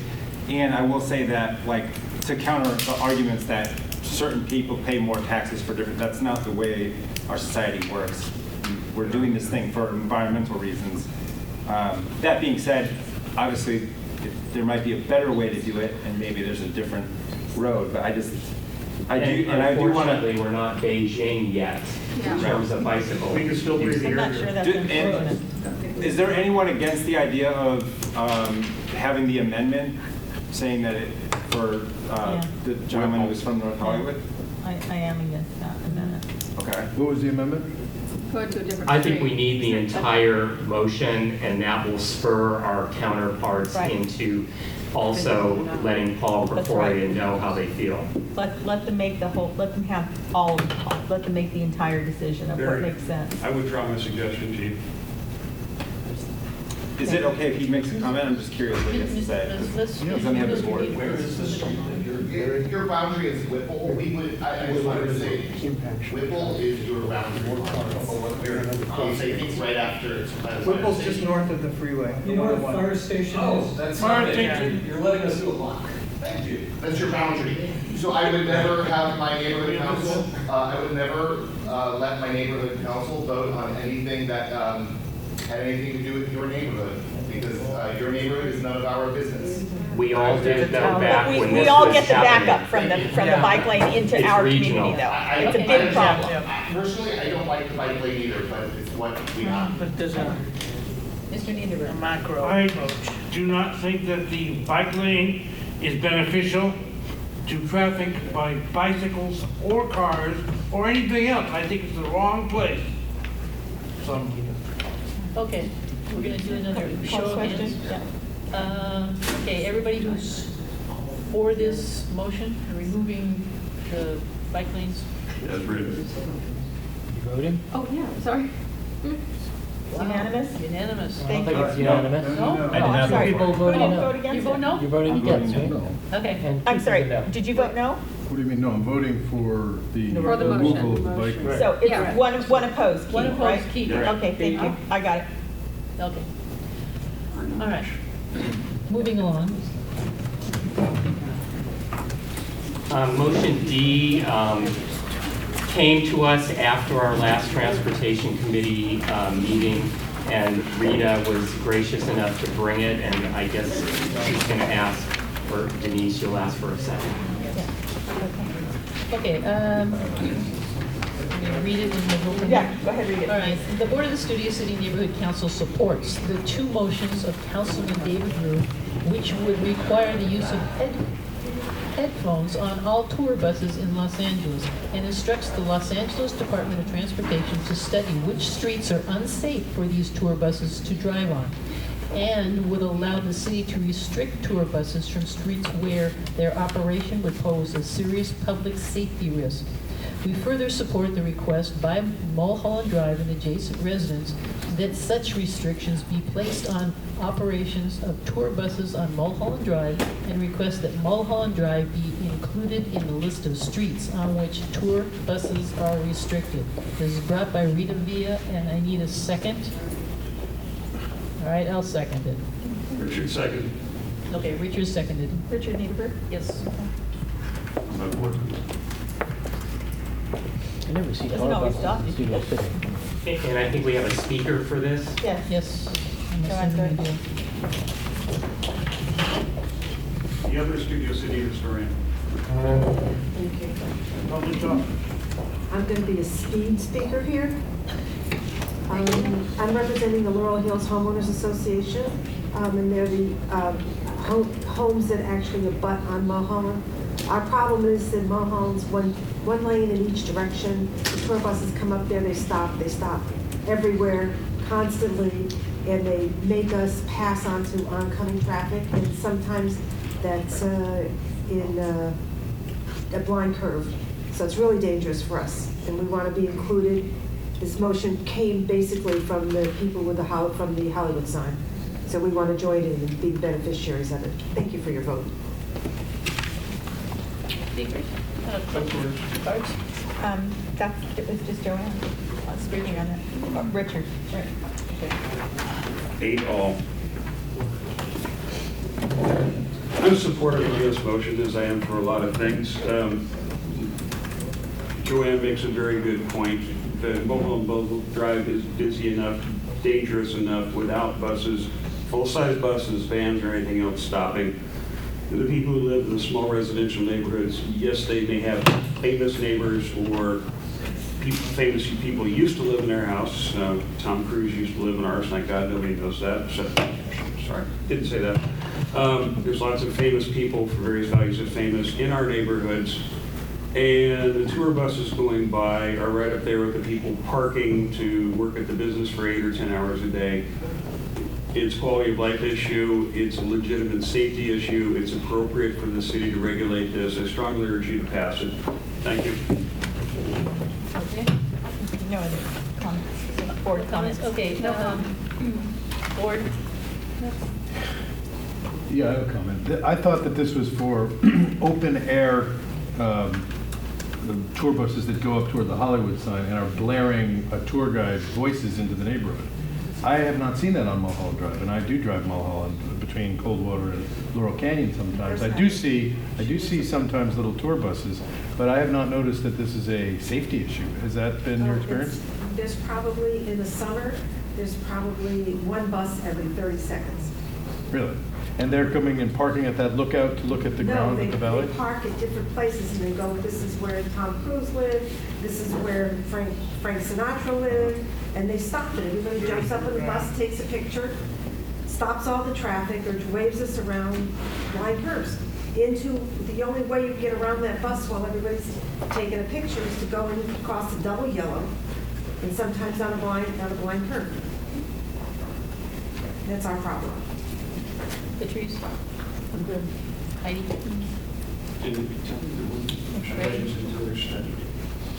I clearly support this motion. It's a change that needs to be made for safety. As someone who travels Coldwater and some Mulholland, I can't tell you the number of buses, even at night. They're running up and down these streets. They zoom in between cars. They park to the side of the road, not out of the road. And people are constantly zigzagging around them. It's true. What does the headphones have to do with the safety? I'm sorry. Noise. So one is a nuisance and the other one is Safety. Yeah, safety. two issues. Right, okay. Yeah. I'm just wondering if the headphones, which is I think a good idea, but if you're out in the summer and you're up in the hills, some of these buses are open air, right? That's why they're noisy and stuff. They're also higher up. They're higher up. I'm just wondering if we should have maybe headphone zones or something, because I don't know how someone could sit in a bus for 4 hours with headphones on. The city's going to decide what restrictions are appropriate. Right. So in spirit, I do What we're asking is that Mulholland be considered in the umbrella of what they're going to do. Don't just ignore us. No ignoring. Okay, got it. Yeah, I support it. Also, I would like to, along the lines of the buses and all the people, the Mulholland Scenic Corridor. And I would like to add to this motion by eliminating the Mulholland Scenic Corridor Board, Design Review Board, since we can get less people, they won't be stopping, and there won't be as much of a need to protect that scenic corridor for visitors. Well, you can't make it not be the scenic corridor. Is that what you're saying? What's that? You can't make it not be the scenic corridor. Right, just eliminate the Design Review Board. You can't eliminate, yeah, okay. Good luck with that. So didn't the headphone motion pass on this with City Council in City Hall? Department of Transportation. Say that again, I'm sorry. It's been referred to the Department of Transportation for safety. They kind of already decided that they're going to ask for the headphones, but they don't know which streets are going to be considered not safe. And so that's why it's now pending in front of Brian Gallagher, a senior planner at the Department of Transportation. And what we want to do is he's got until the 25th of November to report back to the City Council. So we want to have this in front of him so he includes Mulholland on his consideration. Because it was the Hollywood Hills and not Mulholland? Beverly Hills? Well, No, because they didn't define it yet. They didn't define what streets are in there yet. And Beverly so, Hills would have passed their own law Right. anyway. Well, That's, yeah, Beverly Hills is there's been a lot of discussion on the whole headphone issue. This is But I not a didn't headphone realize. issue. Not a headphone issue. That's not what we're asking. So, Well, that's in your motion. Public safety. That's Rue's motion. We're asking that. we're supporting Rue's motion. We're They're asking for inclusion in Yeah. We're asking into the for district. Mulholland to be included in the consideration. right. That's it. Yeah, it has my support. I'm very much in front of it. You have 2 fire stations that I've been considerable time at on Mulholland Drive, 97 and 108. And I think that the tour buses get in the way of fire engines, which are larger vehicles, and you go passing a bus, which is also a large vehicle, it just causes a problem. Crunch. Call the question. Okay. Big bang out. We're going to vote. Everybody who is for this motion, please raise your hand. Mr. President? I'm not for this because I have not seen any photographs, or there was no transportation committee meeting on it. It'll pass without me, but I'm not voting for it. Cool. Have a great vote. You voted for that. Thank you. Okay, motion carries. Thank you. All right. Thank you very much. Tracy. Thank you, Joanne. Good to see you. Yeah. Now we're to government affairs. Right. Just so you know, although motion A is on the agenda, at the beginning of the meeting, the board decided not to reconsider this. So this won't be addressed tonight. It was voted down at the past meeting, and that is how the board wants it to stand. So I'm just making that because I have comment cards from 2 people on 9A. So I just wanted to be known that that's not being addressed. Okay, so we go on to 9B. Okay, 9B. Want me to read it, or you want to read it? I want to give some background because otherwise it's like you're coming in the middle. So let me just say that these are not being addressed.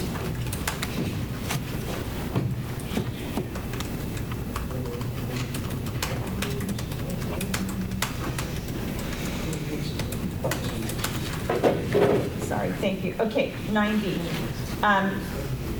Just in summary, these motions were from the GAC meeting, from the October GAC meeting. They were on the October agenda. Unfortunately, I was sick in October and I couldn't be here, and so these motions were tabled. And so I thank you for allowing me to bring them at this meeting instead.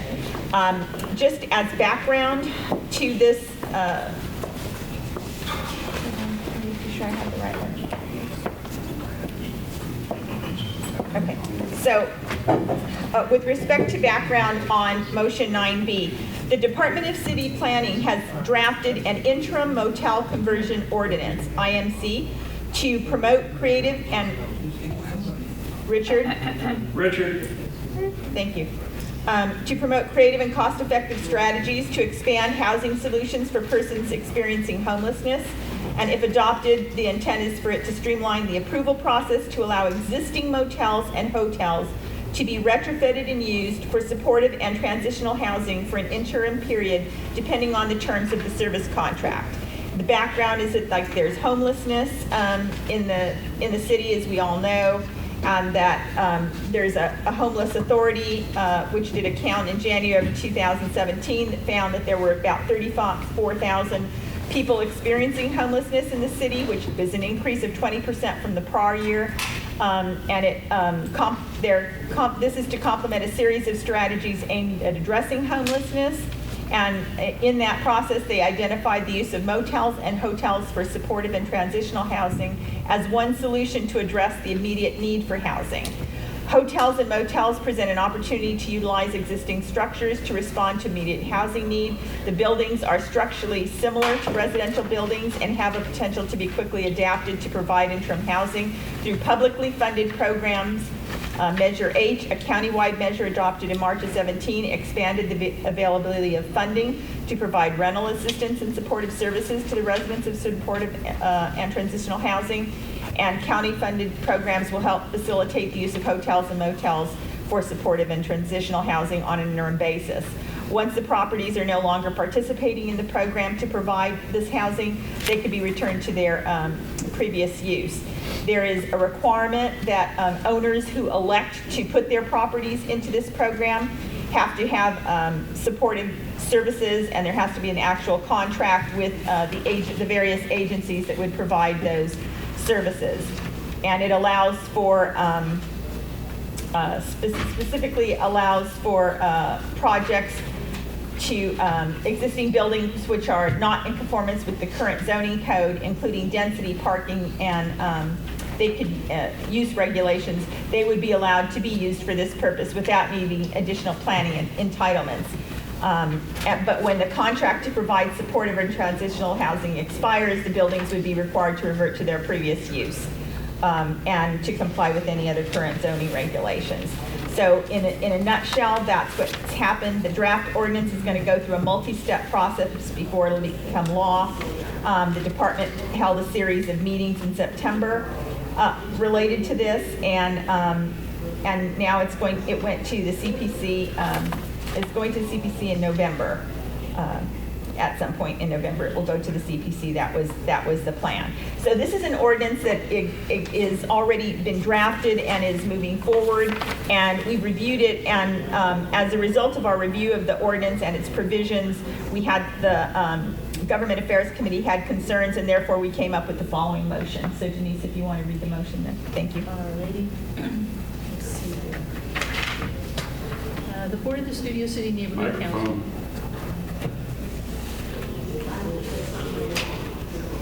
The Board of the Studio City Neighborhood Council is concerned that there has been no identification of the location of underutilized hotels and motels in the interim motel conversion, the IMC ordinance. That sentence I understand. The elimination of affordable motels and hotels and rent stabilization units will have an adverse impact on the number of available affordable units because some properties which could qualify for this program may currently be occupied by low-income families, and thus this could result in those families becoming homeless. This will also cause the loss of affordable motels and hotels for visitors coming to Los Angeles. Additionally, there needs to be a mechanism to be sure that projects which are converted under the IMC ordinance are distributed throughout the city and not all located in one particular area. Notice of potential conversions should be provided to their neighborhood councils and to the 500-foot radius and not just to properties abutting the proposed conversion property. Further, there must be a program established for monitoring and enforcement of the provisions of the IMC ordinance, including making sure that the properties are properly maintained and do not become a blight on the community in which they are located, and that the residents continue to receive the supportive services that they need. There are no comment other than Richard Adams. Surprise.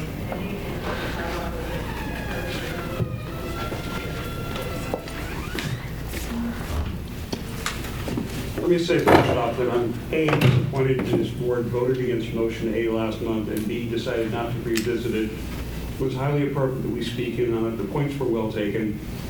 However, I'm not surprised you didn't go there. As for motion B, once again, they raised very good points. Issues that have to be addressed, issues that hit directly both in our immediate neighborhood and quality of life throughout the city. The points are well taken, the points are well thought out. They're based on previous experience with the city coming up with brilliant plans and enforcing absolutely nothing in them. And so, especially the part where they have a brilliant idea and it doesn't work, next thing you know, I've got a blight, whether it's a bike lane on Vineland or a really wonderful idea for taking hotels that are allegedly not being utilized very much, and suddenly, presto, they're transient housing. And with an absentee landlord and no enforcement, you can imagine what goes there. And furthermore, I want to point out again, because apparently it didn't dawn on people last month, this is a voluntary program. Nobody's taking a property owner's rights away from them. They have to sign up for the program and comply with all the processes, et cetera. and fulfill their part of the contract. This is not government taking. This is a voluntary choice by private landlords to either participate in the program or not participate. So, in closing, as I reiterate what I said, the points are well thought out, the points are well focused, the points are well, appropriate, and I strongly urge you to support this motion. Board comments? I can't support it because I simply do not understand it. I'm sorry. I really tried. I just do not get it. I understand that motels could be converted to housing for homeless, and I understand that people want to be notified of that if it's happening within 500 feet, but I do not understand the nature of this motion. It seems to be all over the place. So I can't support it, but I appreciate the effort. So I agree. Last month when you weren't here, even your co-chair Barry couldn't explain it to us, and that's why we didn't. Meeting. But I'm just saying. Right. So I agree. Even after listening to you and whatever, I don't get it. No comment. I mean, I think I sort of get it. So I guess This is an important issue, and obviously we, or at least I, do not want to see transient motels within the borders of Studio City. But I just simply, I can't follow it, and I'm beginning to think, are a lot of these motions written so they could go both ways? And I just ask that more clarity when these motions are presented to us. A, for me not fully understanding it. I put some onus on me, but B, no B. I don't understand this one. I'm sorry. Rita, do you just want to explain it in a few sentences? She tried. I think we got to vote at some point. I mean, the point is that this is going to take place. This is an ordinance that is going to come through. So this is going to be allowed in Studio City. All right. Now, this is going to be offered to the motels and studios. That's right. It will be allowed throughout the city. It will be allowed. Right, okay. Owners then have to make a decision. You have to yell at me. Right. Okay. So owners then have to make a decision as to whether they want to participate in the program or not. If they have what they consider to be an underutilized property, they may elect to participate in the program. Okay. If they elect to participate in the program, presently they don't have to notify the neighborhood council. They don't have to notify the 500-foot radius. They have to notify the property that abuts them. Only the property that right next door on each side. That's the only people that need to get any notice. So you could end up with a transition or supported housing motel facility, whatever you want to call it, in your neighborhood if you're within 500 feet without ever knowing it was going to happen. So what I'm saying here and what we said in the motion is that we think the neighborhood council should be notified because that allows you to protect the community, and the 500-foot radius should be notified just like everything else. We also, and the other thing that we're asking for here is we're asking for if they go ahead and they do this, and they convert it, we want them to be sure that the properties don't become a blight. We want some enforcement that if you're going to allow an owner to make this decision, then they have to maintain the supportive services contract in effect, and there has to be some monitoring that the people in that residence are receiving those supportive services. Because if they're not, then it's just going to become a blight on the community. It's a protective addendum to what's already going to happen. That's so what we want this. I'm sorry I didn't make Eric, it clear. I Somehow I didn't make it clear at first, but it sounds like it's a protective. That is all it is. It's protective. It hasn't been written up yet by the councilman, right? So right, but I don't like voting on things until they're a little more clear. That's my view. I understood what she said. The ordinance exists. But I'm not that stupid. I get the general area. The ordinance does exist, Eric, and because the ordinance exists, we're making these comments about the ordinance. And the ordinance, it's not passed. It's a proposed ordinance. Right. They've drafted the language, and we're saying, okay, let's include these things. Add protections for our community. Add notice to them. notice, And add enforcement of the of fact that Sounds if you're pretty- gonna have these Protections, supports, yeah, basically. we just want protections for our community. Yeah. And that's all we're trying to say here. So. Basically, this is another, and I'm not going to pontificate, it's another thing that the city's doing, because ultimately, from one side, what the city is doing is taking away affordable housing. Right. So they're destroying all these garden apartments, they're throwing the people out on the streets, and they're doing these little, these programs, because we have people out on the streets now. So here's the point. Garden apartments, old apartments, crappy apartments is affordable housing. New apartments, new developments Not affordable. are not affordable because no builders will build to lose money. Exactly. So these are all these stopgaps that we all have to contend with because people in downtown Don't point at me. People in downtown know exactly what this is about. It's about revenue, building revenue from destroying other people's quality of life. Thanks a lot, guys. So it's just protective. Yeah, it's just protective. Give me a sec, Kurt. That wasn't action, that was good. No. Lisa? So I'm very concerned about this only because I live in the Forgotten End with 3 motels, the Showtime, the El Royale, and the other one. The other forgotten end. Right.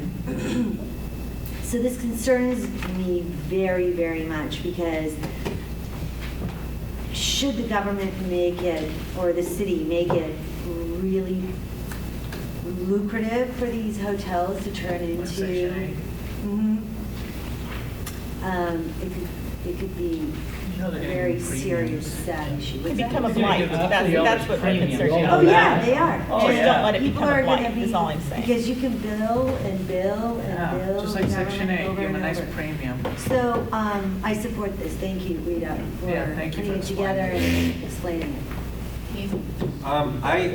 I have concerns with it that it doesn't feel to me like it's us saying we're welcome to the idea that we need to address the problem of homelessness in our communities. It comes off to me as like the kind of, no offense, but like the 1950s zoning laws that were built to segregate a lot of America. It like comes off to me as like very, like if every community does this, right, where is the housing gonna go? So are we saying we're better than Van Nuys, like in that this is the homeless problem is their problem? And I'm just concerned in that way. I'm not against the idea of people knowing that, this is gonna come into the area. I'm not against that at all. But And that's what the That's what motion it says. is. Yeah. I understand that, But it says but, But the equitably motion distributed. is that. no, right, the motion, you can say that in one sentence though. And what this does is it The property Rita likes owner, that right, statement. people have property rights. So if an owner of a hotel or motel wants to do this, they're going to be able to do this. Correct. All that we're asking, and they're going to be enabled to do this by their property right, by the fact that this ordinance exists. All we're asking is, okay, if you're going to do this, then please notify the community and have monitoring so that the supportive services that these individuals need to be in this location are provided to them and that the property is maintained so that it doesn't become a blight on the community. And I don't want it to be a blight in Van Nuys or in, South Central Los Angeles or in Studio City. It's not one area or the other. It's not NIMBY. It's just protect every community. Just inform me. Yes. And don't let it become a blight anywhere. And let Van Nuys do the same thing. Yes, I don't want a blight anywhere. Okay, I'll just make one comment, that it is, I like the idea of trying to stop a blight, but let's be clear. We have almost 50,000 people on the street. We're talking about hoteliers who have extra rooms that they're not renting, wanting to get a small bad check from the government to put people off the street. And what we're saying is, but you're going to be facing some significant enforcement, because otherwise Studio City is not interested. Yeah, that's what you're asking for. You're asking for what the fact of the matter reasonable is, enforcement. but it's They have not to be just one monitored. Eric, Well, the let me whole finish my comment. property I let has you to go. speak. I let you speak. Just let me I finish know, my but comment. you're Don't talk over me. misunderstanding. No. Eric, Don't you've talk over already me. But had you your time. misunderstand. Oh, so everybody else can speak, but I can't. Well, it's like, No, She's speaking right over me. I Right. just want to make my point. I'm sorry, Eric, go ahead. You know what? No, Eric, Nope, please go I'm good. ahead. Okay, then fine, then stop interrupting me. I'm just trying to say one comment. Go ahead. Okay? The reality is that a hotel person who is going to be brave enough to take a few of their rooms and reach into this program to get some of the people out of the bushes, okay, which we don't like. We don't like them in the bushes, as we agree. Okay, is going to be now facing a kind of a land use ruling against that. It's like a panel of the neighborhood council, and then we're going to have some kind of hurdles. I'm just telling you that if I was the hotel, let me finish my comment. You can speak later. Well, maybe I'm wrong, but I know that, first of all, the idea that any of those hotels that we're talking about here are going to go for this, good luck. You know, I hope so. I hope so, because I don't like seeing people all over the place. Okay, but that's my view. And again, I'm in a minority, that's fine. That's fine. But I just don't want to hear that this is a loving gesture from the people of Studio City to the homeless population, because it doesn't feel that way to me It's not a room. at all. It's the entire Right, hotel. it's the entire hotel. They can't do one room. guys. Okay, well, they did one of those over in Xavier Flasky in Van Nuys. But that's not what this ordinance allows. This means you have to take your entire property, you have to, the owner has to decide to put their entire motel into the program, and they are required to participate in the program. They are required to provide supportive services on site. And all that we are saying is, okay, if you decide to put your property into this program, it's not one unit, it's the entire property, and you've agreed to have the supportive services, then we want that in supportive services. But We in what want to be sure universe that's wouldn't that required. have to come out through the ordinary planning process? I I just don't know what we're talking about. Okay. We're making it harder, we're making it harder. Time out. We still have one person who has not spoken, and that will be it. Okay, I think if you're gonna end up with the whole idea of equality or is not gonna work, it's gonna be like more Title 8 type stuff, in which you get jacked the list to who gets it and who doesn't get it. I think if you have more of the same Title 8 that we have right now.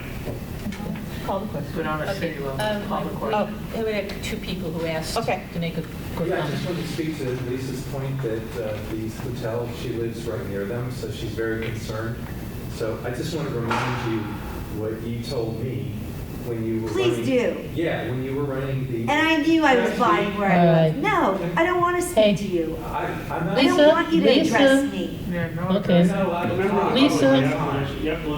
Okay. Everybody gets Go ahead. You're out of order.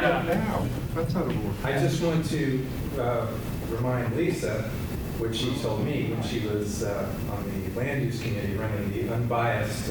No, I was the advisory. I'm correcting you. Okay, let me speak and you can correct me afterwards. Uh-huh. What you told me was you shouldn't have moved there. No, I didn't say that. And I I have was, a recording of I you ran right the here. advisory committee. A. Second, I never said that. Is I anybody said, here? Hold on. Excuse Hey, me. hey, Anybody hey, know hey, that hey. please? All right. Peter Cole does not have a recording. Of course you have a report. Time I said, Okay, kids. if one buys a house by the Hollywood Bowl, they know what they're getting themselves into. Or by I did Ventura say Boulevard that. for I your know what I preferential said. parking district. When I know I bought what my you said. house in this area, Not the what you Forgotten said. End, I knew what I was getting into. The bottom line is, the Eat your motion words, Lisa. says, Eat your I words. need to be Okay, notified. we're done. Infrastructure like this is going up Okay, in my neighborhood. we're done. Period. We're done. You're we're a done. child and immature. We're Well- done. Oh, okay. Did you call the question? Let it out. That's it. That's Please it. do. What about the outreach on the Prop K Hey, project? Previn? Did the neighborhood have a chance to hear about Eric, that, Ms. Previn? Cogent? All the time. President Welvang? No, Eric, they didn't. Previn? Ms. Villa? No, they didn't. So, So outreach if is there was a terrific. motion When you like want to this do for outreach about Prop K, Hey, you would NIMBY. be hey, notified. cut it out. None of it. All right. Everybody be quiet. There's a gentleman over there, I think he might be able to give us a sane comment. If he dares. It doesn't even shade. I can understand the need to have some sort of thing in place to make sure that, you know. Who are you? I'm Brian Carroll. I live in Studio City. Oh, okay. Welcome. Be nice to Brian. Yeah. It's my first time here. First and last time. And last time? No. I think he's the only one here. I guess I have two question things. One, why would a motel or hotel allow their own property to become a blight on the neighborhood? And then two, what would be the purpose of a 500-foot radius of being notified unless it was for people to stand up for it and vote against it, thereby creating an obstacle against homeless people getting housing? Okay, so do you want me to answer the question? Not really. No? Okay. It's supposed to be one direction. I think we heard more than enough Okay. on this subject. Thank you. Thank you, sir. I can certainly answer it. Well, Appreciate your comment. Okay, let's go. All right, we're done. Okay, all in favor of this motion, please raise your hand. 4. You don't want to be notified? well, he made a couple of good points, so I really wish we could have addressed it, because the last comment was, it makes sense. Well, the 500-foot radius is to conform to what happens with all other land use issues, and it's simply so that What's people gonna are happen. informed. Except for Prop K projects. Okay, wait. It's just so people are informed. Hey, That's it. Can I make a suggestion? This really needs to be clear because I understand what's going on. This is basically if I'm not mistaken, it's an addendum to what's already gonna happen. Do you or do you not want, do you or do you not want the community to be informed if a hotel does enlist itself to this program? Yes, Is that's that what pretty we much want. it? Can you? I'm confused. Yes. Did we just hold a vote or not? Yeah, I don't We did a raise of appreciate hands. Did we reframing count the it raise of hands? over and over again. Well, it's just To get people because to you're change saying the vote. things that Yeah. are Point of not order, I'm point trying of to order. sway Hey! the voters in Just have the a You middle. said things that are I think inaccurate. we started to have a vote, Okay. and then it kind of Forget it. disappeared. All right, I'm done being. we're gonna try again. Everybody who is in favor of this, please raise your hand.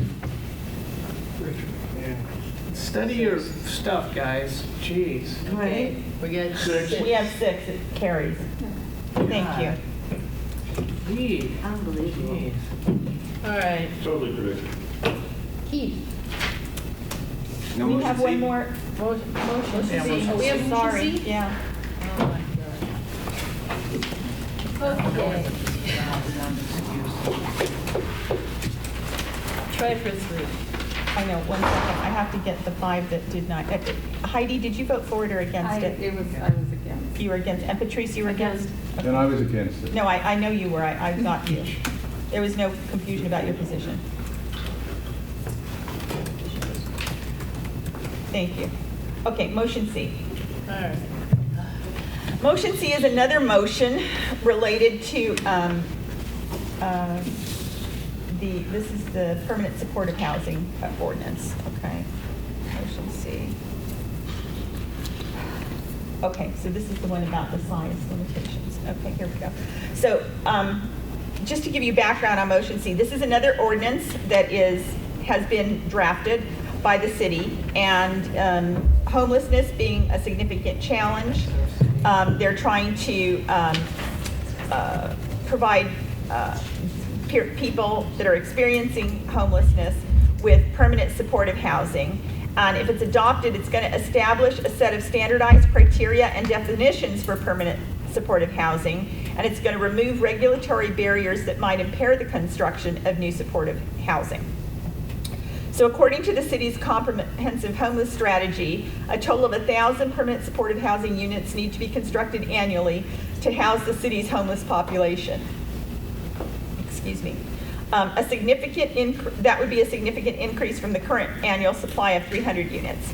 To help meet these goals, the Los Angeles electorate adopted Measure HHH in November of 2016, a voter initiative to create $1.2 billion in new funding over the next decade to construct permanent supportive housing units. The voters also adopted Measure H in March of 2017, which is a countywide measure that will provide ongoing funding to support rent subsidies and services for permanent supportive housing, among other homeless services. The proposed ordinance implements the will of the voters by ensuring that permanent supportive housing units can go through a consolidated planning process, and that public funds, which are often dedicated for these developments, are efficiently utilized to facilitate the production of permanent supportive housing units throughout the city. It consolidates planning approvals to cut down on the overall development timeline while incorporating new standards intended to reflect the unique characteristics of permanent supportive housing and enhance the overall design of the project.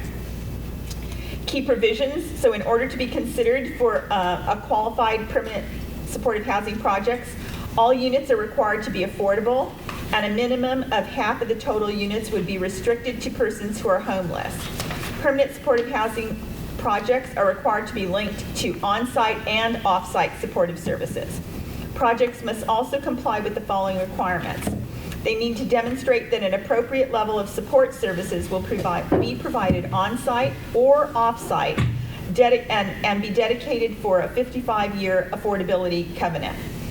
They have to ensure one-to-one replacement of any existing affordable units and post a public notice of the project application. The proposed ordinance is going to streamline the approval process, increase the threshold for site plan review for qualified projects that are up to 120 units. If they're in the central city, they could have up to 200 units. Zoning compliance. Qualified permanent supportive housing projects would be allowed in zones that allow multifamily residential use, RD zones, and less restrictive. The project would need to adhere to the underlying zoning requirements with the following exceptions, and this is important. So given the smaller size of an average permanent supportive housing unit, no minimum lot area per dwelling unit would apply in multifamily residential zones or 3 and less restrictive, while a minimum lot area of 500 square feet per unit would apply in RD 1.5 zones. Parking would not be required for any unit restricted to the formerly homeless. Additional parking would be required to accommodate on-site supportive staff services, and areas to be used for support services and common areas would be excluded from the total allowable floor area ratio calculation. The conversion or replacement of existing residential hotels to permanent supportive housing would be permitted in any zone regardless of the use of the provisions of the underlying zone. They provide building incentives, and there are various performance standards that are required, such as it's required to be located in a high-quality transit area, as identified in the Regional Transportation Plan. And they're also allowed to be in public facility zones. So to further the city's strategy of using city-owned land located in a public facility zone for permanent supportive housing, the ordinance would facilitate the development of joint public-private permanent supportive housing projects that are compatible with the surrounding zoning. So that's the background on the information. And then, Denise, do you want to read the motion? The Board of the Studio City Neighborhood Council is concerned that there is no limitation on how small a unit can be in the permanent supportive housing PSH ordinance. The PSH ordinance must have a specific minimum size per unit depending on the number of people who will be legally allowed to occupy the unit. Additionally, projects in or adjacent to a RD 1.5 zone should have a minimum square foot required of 1,000 square feet because such zones are low-density residential. Additionally, the open space requirement must be satisfied by placing that open space on the roof. Must not. Am I missing it? Is it not missing? No, it's on there. Okay. Must not be satisfied by placing the open and access must be included when calculating the overall height of the project. Public facilities, PF zones, including parking lots, in determining the placement of these projects, care must be taken to be sure that it does not result in a decrease in the available parking space and places in the area. Additionally, there needs to be a mechanism to be sure that projects which are developed under the PSH ordinance are distributed throughout the city and not all located in one particular area. Notice of the development of these projects should be not provided to their neighborhood council and to 500-foot radius, and not just to properties abutting the proposed project. Further, There must be a program established for monitoring and enforcement of the provisions of the PSH ordinance, including making sure that the properties are properly maintained and do not become a blight in the community in which they are located, and that the residents continue to receive the supportive services that they need.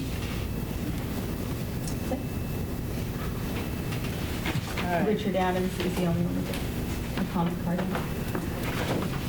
I take it we fixed the typo on line 3 where PHS became, was supposed to be PSH. Okay. Couple questions for you, Rita. On in or adjacent to RD 1.5, what is less dense than 1.5? Or is that the lowest it goes? No, RD 1.0, is that the lowest it goes? No. Then I would suggest that, a friendly suggestion to you or to the board, that RD 1.5 is less dense or whatever the appropriate verbiage is, because otherwise you're protecting 1.5 but not what's even less dense than 1.5. I only use 1.5 because that was what was spoken to in Okay. the ordinance. Just suggestion, I'd like to point out to the board. is that less. R1 is less. Okay, but that's why I said, No, because. it's not less dense. It's more dense. R1 is more dense than 1.5. No, it's less dense. More dense. R1? Right. Is less dense. Right. 1.5. Gives There are fewer properties in that In a specific in an area So than in a R3 1. is even higher Right. dense. And like R2 is higher. RH. Yeah, So right. what I'm saying is here we're protecting 1.5 and anything less dense than 1.5. Have I got it wrong then? Apparently, Higher yeah. the number, Okay. the more density. Because that's not how the ordinance reads. R1 allows you to have one unit per property. R1.5 allows you 1,500 square feet divided into your lot size. So if you have a 4,500 square foot lot and the density is R1.5, you're allowed 3 units. And, So in and how many essence, are so you it's- allowed in the other? One. R1 is one. So One is one. Doesn't this But all- that's not how the ordinance read. R1.5 Okay. might be the lowest in multifamily. Yes, because but that's not- what it's talking about. Okay, but not single family. Correct. Just- Okay, well, Right. I Yeah, understand. I understand what you're saying now, and I agree with you, Andrew. Well, that's good, because I'm right. I know, you are. But I didn't understand what you were Hallelujah. saying at first, so I understand and I agree.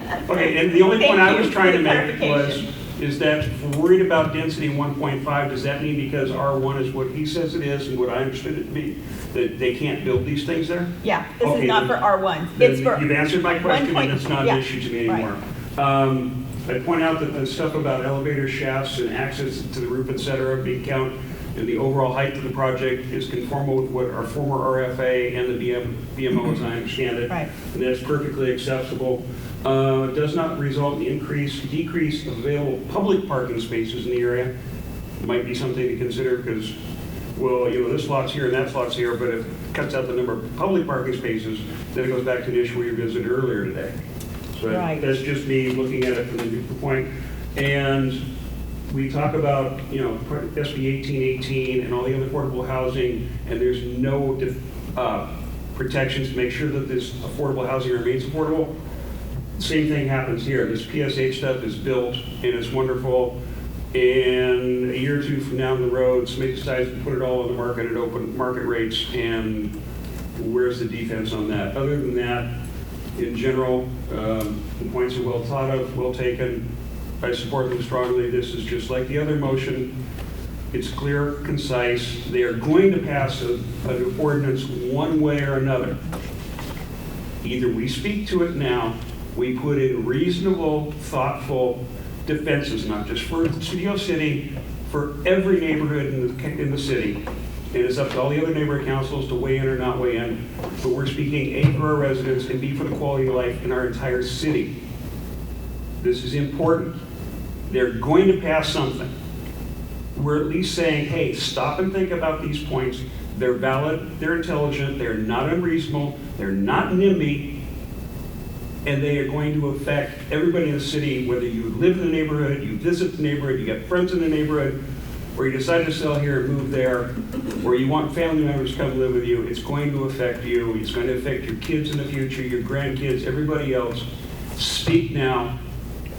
Do what you can, or suffer the consequences of not having done what you're supposed to do, which is take care of everybody's, issues and speak on our behalf. Thank you. It's board comments. Board comments. So at the HHH meeting where they talked about this, they talked about the problem of reducing to almost nothing the requirement for parking for these kinds of facilities. They don't want to provide parking because the idea was, well, they're homeless, so they don't have a car. But one of the people who serves on the committee said, well, I was homeless, and the aspirations of people who are off the road, a little bit and don't have any income and are in a crisis and we're trying to save them, that doesn't really address somebody getting a car. So I think it's a concern, and what we're going to do if we allow that to happen, what's going to happen? Where are they going to go? Right into the preferential parking district? I mean, it's, we have a real problem on our hands. And why should there be a specific minimum size per unit? What does that have to do with us? I mean, if somebody wants to provide a small unit, I think micro units make a lot of sense. We should make it that it has to be, 1,000 square feet? Am I reading that right? Only in the 1.5. They're saying there's no restriction. You could have a closet, right, and you would be allowed to put 50,000, however many closets all together, and someone is going to live in that. And you think about all these homeless people wanting a car. Our concern is we're going to have too many small units in our community. That they're just too small. Well, I just don't see that. That as it's what, not. I think That we need it's to not get a some of the people off the humane. street. So That it's not a humane manner to house people is the concern. That there has to be some minimum size. Okay. Well, I don't see putting a minimum size requirement on the unit being something that is our business. I feel like you're trying to roll these things out anywhere we can. And whenever somebody says, and this is just for the record, this is not NIMBY, it's almost a 50-50 shot that it's NIMBY, okay? Because you don't have to say it that it's not NIMBY.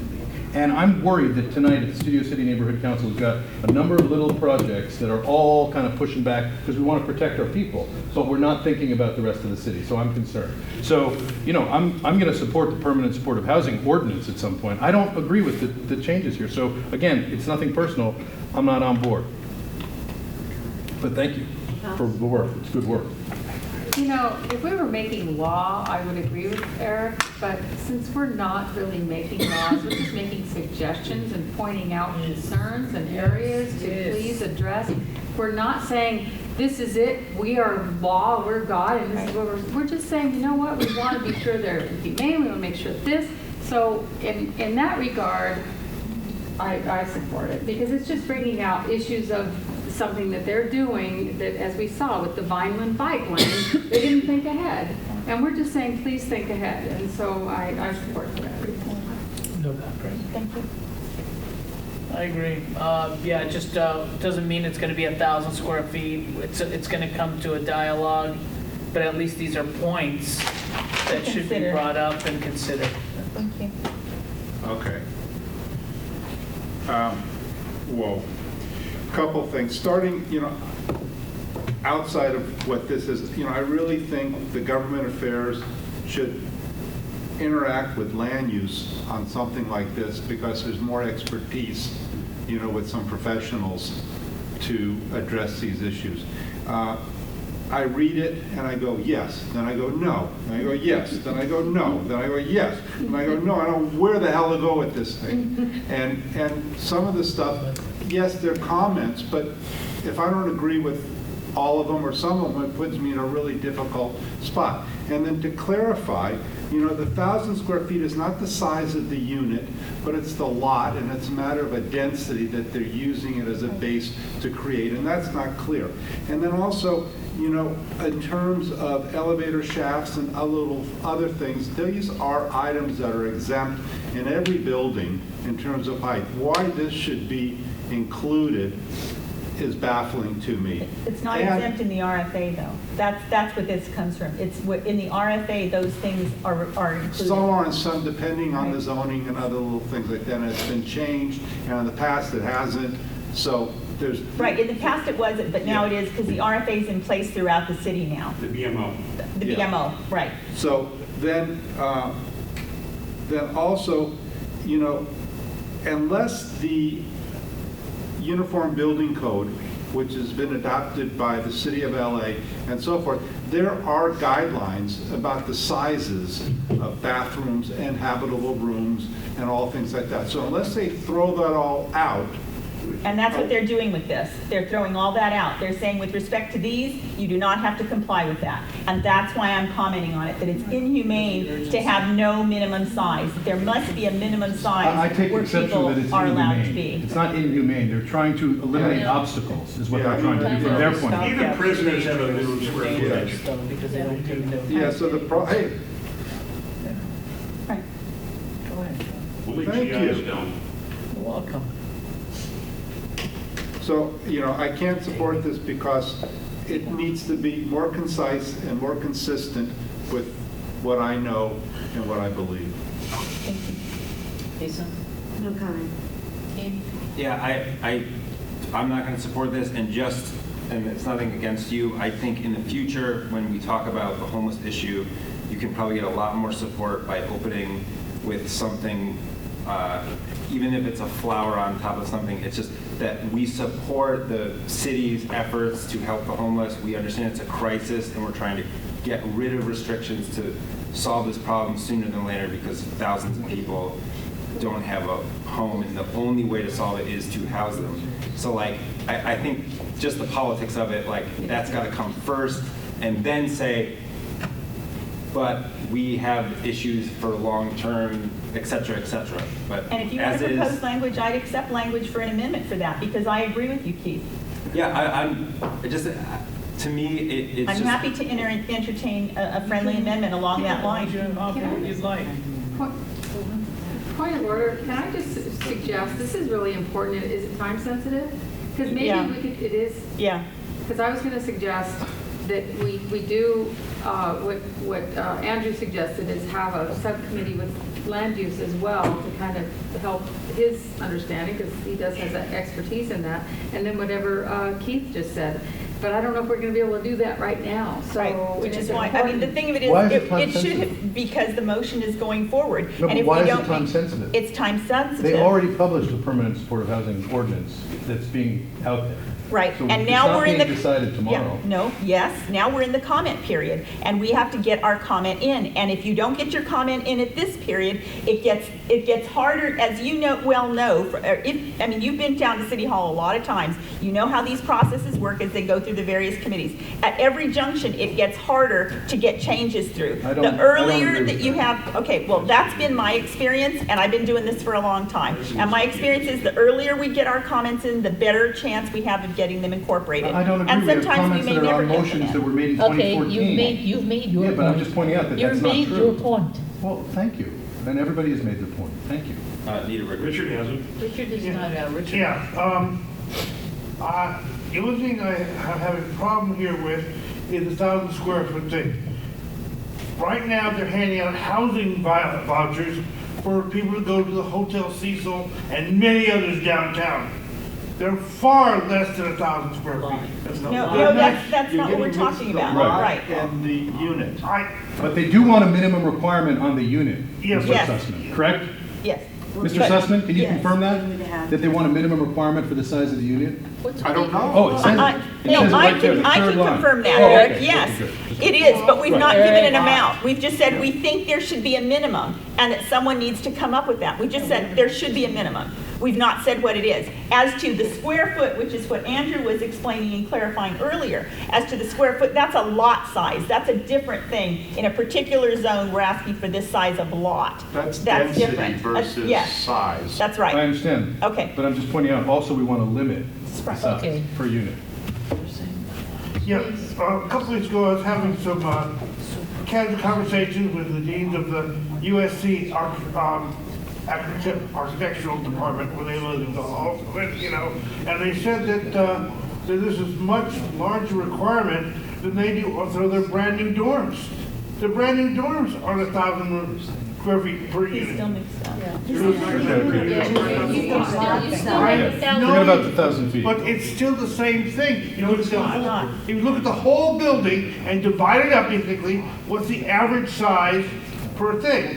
and they're much smaller than 1,000 square feet. Even in lot size per each, when you're building a whole building full of dorms. How about per floor? Okay, can I call for it? Yeah, okay, let's just vote.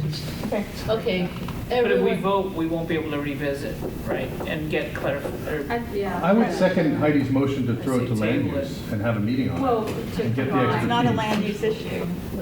Well, it's not a land use issue, or do you want? Ordinances are GAC, but we do, whenever they apply to land use, often ask, So let's vote. Richard, do you Let's want to vote. have to do So then- something together? Then don't, I wanted to second her motion. I but wish it's not- Richard was here because I would certainly see what he felt Well, I about wanted to it. second her motion, and then we could have it go to the land use. Is that an Except that option it's or time not? sensitive. We put it off, it would be the third month that we're There's a- rolling it over. Believe me, I would not worry swallowed about a lot the ship pulling out of the station There's a lot of information. on all permanent supportive housing. So what do you think? Can I say something today when Yes. when we met with Jessica regarding that, the homeless housing and whatever? They don't have any properties in mind right now. So I can't see how this could possibly be time sensitive when we are so far away from this right now. It's because you can't get properties to go into it until the ordinance exists, and the ordinance drafting process and legislative process is going on now. The comment periods are happening now. That's the point. I can't imagine another 3 weeks to see that. I have to tell you, the HHH meetings have been canceled one after the other. People don't show up at the meetings because they schedule them at the weirdest possible time, and they don't make audio recordings, so nobody, even if they wanted to, could listen to a recording and know what's going on. I go to them occasionally, it's very hard to get there. They're lost at the moment. So the idea that they're racing to come in, we're going to be left out, is just simply an untruth. I'm sorry to say that, but it's not what's happening. The HHH is There's a another different meeting this week, process. yeah. Yeah, It's but not that's even a on the different agenda. process Okay, than the ordinance. The Hello? ordinance is on a different hello? process. Okay, well, I'm just pointing out there's no rush, All but right. you can rush it along. I'm happy Are to we vote. gonna, Go for the it. consensus is we're just gonna vote on this? Go for it. Well- Was Keith gonna offer The thing, Friendly amendment? I don't know, I mean, you guys are on the land use committee. Do you think that Richard, if Richard was here, I would just turn to him and say, Richard, do you want to take it up? But he's not Can't here. speak for him. Yeah, we can't, but I mean. But you're on the committee. You must have a feeling that you would either support it going to land use or having a joint committee like we've done before, Heidi. You know, The only what do reason you I want? said that is because Andrew, who does have, he's an architect, he has expertise in this area, and was saying that it isn't clear, so that's all, and it is a little bit of a crossover. I didn't say it wasn't clear. I'm saying there's things that, some of it isn't, but what I'm saying is some things I support, some things I don't. Right. So where am I stuck with this? And Right. I think it could be articulated. And, not to throw it up, but it's the same things that bike path. I mean, it got passed, it got reevaluated. I would rather be a little seems more important articulate enough to and focused work on that and Is there use the something that you would like to take out, that you feel that you don't agree with, that you would like to amend? Not on this short notice. Okay. That's the Yeah. thing. All right, and it's like, And it's. in general, I it's- would then take out. So then let's Okay. I'm table gonna just it. make one Let's comment. table Let's table Time this. out, I'm Vote on talking, table. please, time out, I would like to talk. All right, it seems to me, from listening to everybody bicker, that they would rather table this, have a little bit more discussion in it, maybe firm it up a little bit and bring it back. And I'm good with that. All right, Okay. everybody, we're gonna vote yes or Because it no, seems like the board and needs to be raise, interested. table it, and do it, and work on it. Yes. Yeah, I'm good with that. I just table it. All right, everybody's in agreement with that? Okay, we're tabling Table. 10C. 9? 9C? Yeah. And are we agreeing that we're not canceling December's meeting? Yes, we already had done that earlier. 9C. Okay, we'll table. Keith, So- you got 2 minutes. Heidi, would you want to serve on that? I don't know if I have your, Yeah, but she's gonna move on. Okay. Pretty lucky there's a public comment. It's your turn. Go Okay, ahead. sorry. So I just wanted to give an update on Luminaria. We have, the Eventbrite has 786 tickets given out so far. Now, 227 people who asked for multiple tickets. I have never used Eventbrite before in one of our other events, so I can't really say how many of those people will come, but I think the advertising is working, which is cool. We made these little flyers, so I tried to get everybody some, hand out people you know. And I think I'm gonna put an email in to see if we can get the 2 weekends, or the actual day of and the week before at the farmer's market. We'll do a booth to tell people about Luminaria, and it'd be great if we could get volunteers to help hand out things, and I'll do an email and ask you again. And the motion has to do with just the advertising payments. We've been having issues with me getting reimbursed for the advertising, even though that we have a outreach budget every month. So I don't know, Rita, you're the expert. I don't know if I brought the, well, and Rob's not here, but I brought all the receipts, and it's been for all, I can list all the different events, but for all the events so far, I've spent $532.85. LA paid me $49.38 so far, and then we had sent in one, and they just said it needed to be a separate motion or something like that. So it has to, okay, so essentially what they're telling you is each item or each event has to be separate.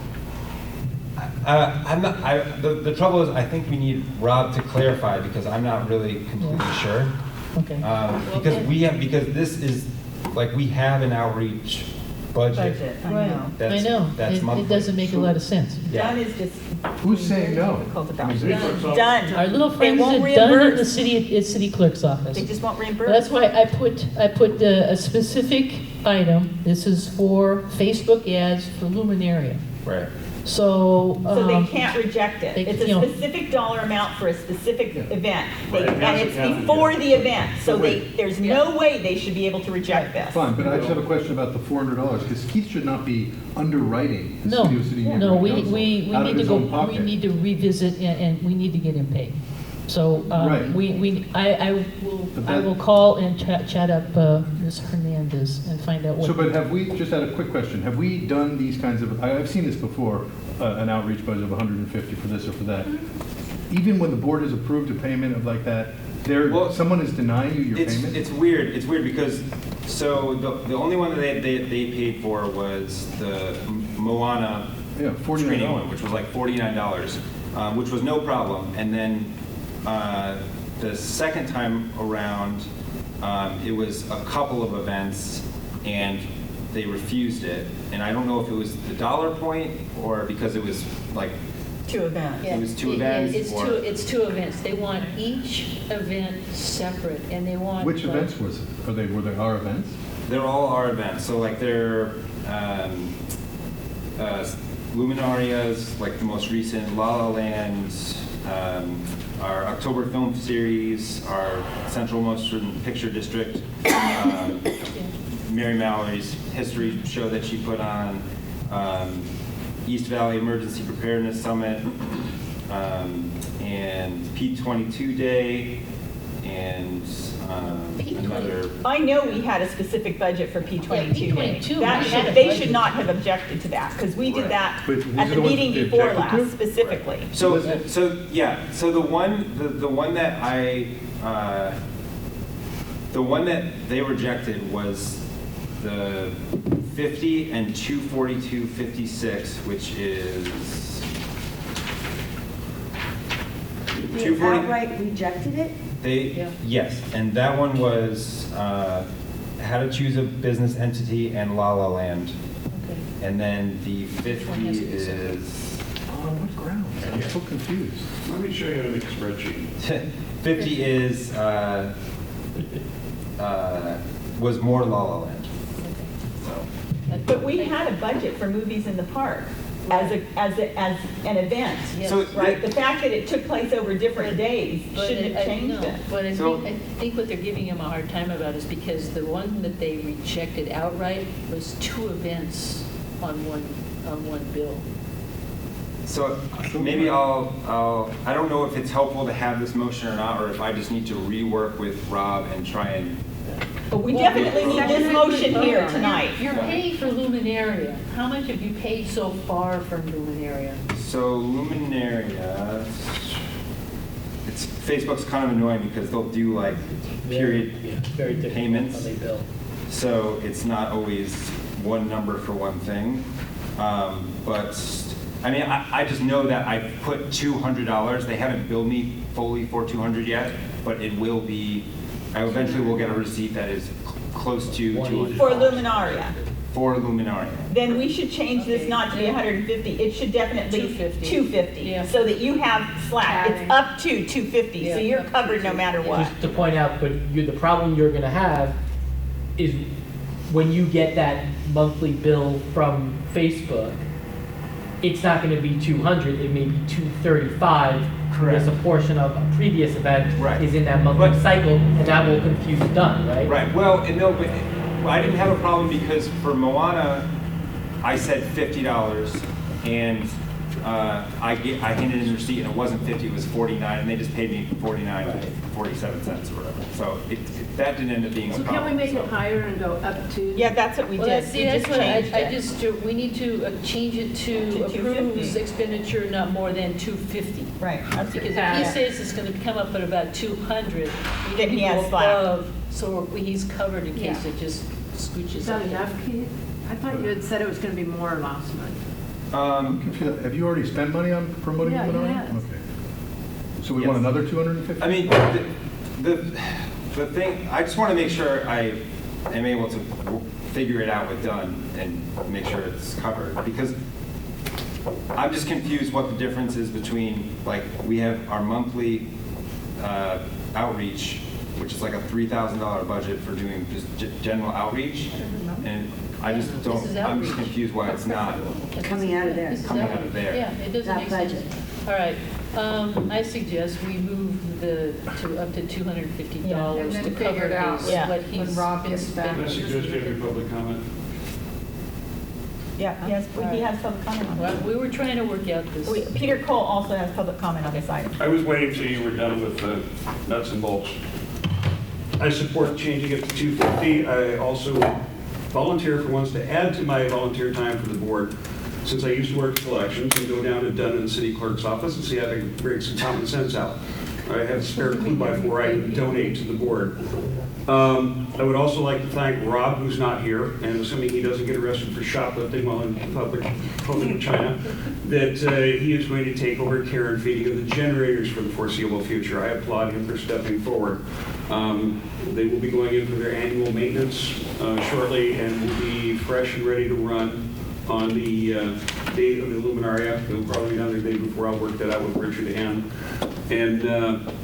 I've been told to investigate the possibility of finding a replacement Y cord for the generators, since the one you guys originally purchased vanished into thin air, along with a well-marked gray tote. And we've actually purchased another 5 totes that I have to mark and spray paint accordingly. And then, please see, we lost 1 out of 8, so we're gonna lose, I don't think you lose 3/4 of a milk crate, but I have great faith. Other than that, thank you for all your work on Luminaria. The outreach is doing, obviously we're getting a lot more results. And for once, outreach is being totally supported by the board, when previously we had a board where a certain percentage, i.e. majority of the board, wasn't interested in outreach and didn't really want a whole lot of people involved. And this is a refreshing change that I totally support. So change the motion, give him the money, let him do what he's doing, because he's doing a good job. Thank you. Mr. Cole. I guess this is sort of on the topic of generators. An email was passed to me that I believe you wrote. It was about the generators that failed at Welvang. I'm curious, since you wrote this, why you didn't call me about it or email me about it? I didn't know you were involved. Yeah, I set up the generators. So, since I set up the generators and you have a whole email about them failing and a whole... I was told they failed. Okay, so it's just, as I go further in here, it's sort of a bit condescending, I think, to, and maybe you've already had this conversation with Keith, I don't know, but it just seems kind of condescending, and I know that personally, I've done hundreds of television remotes around Los Angeles and around the country. And the few times I've worked with Keith, he's like amazing. I mean, he's quite the professional and could probably handle La La Land and a 10-camera shoot at the same time. So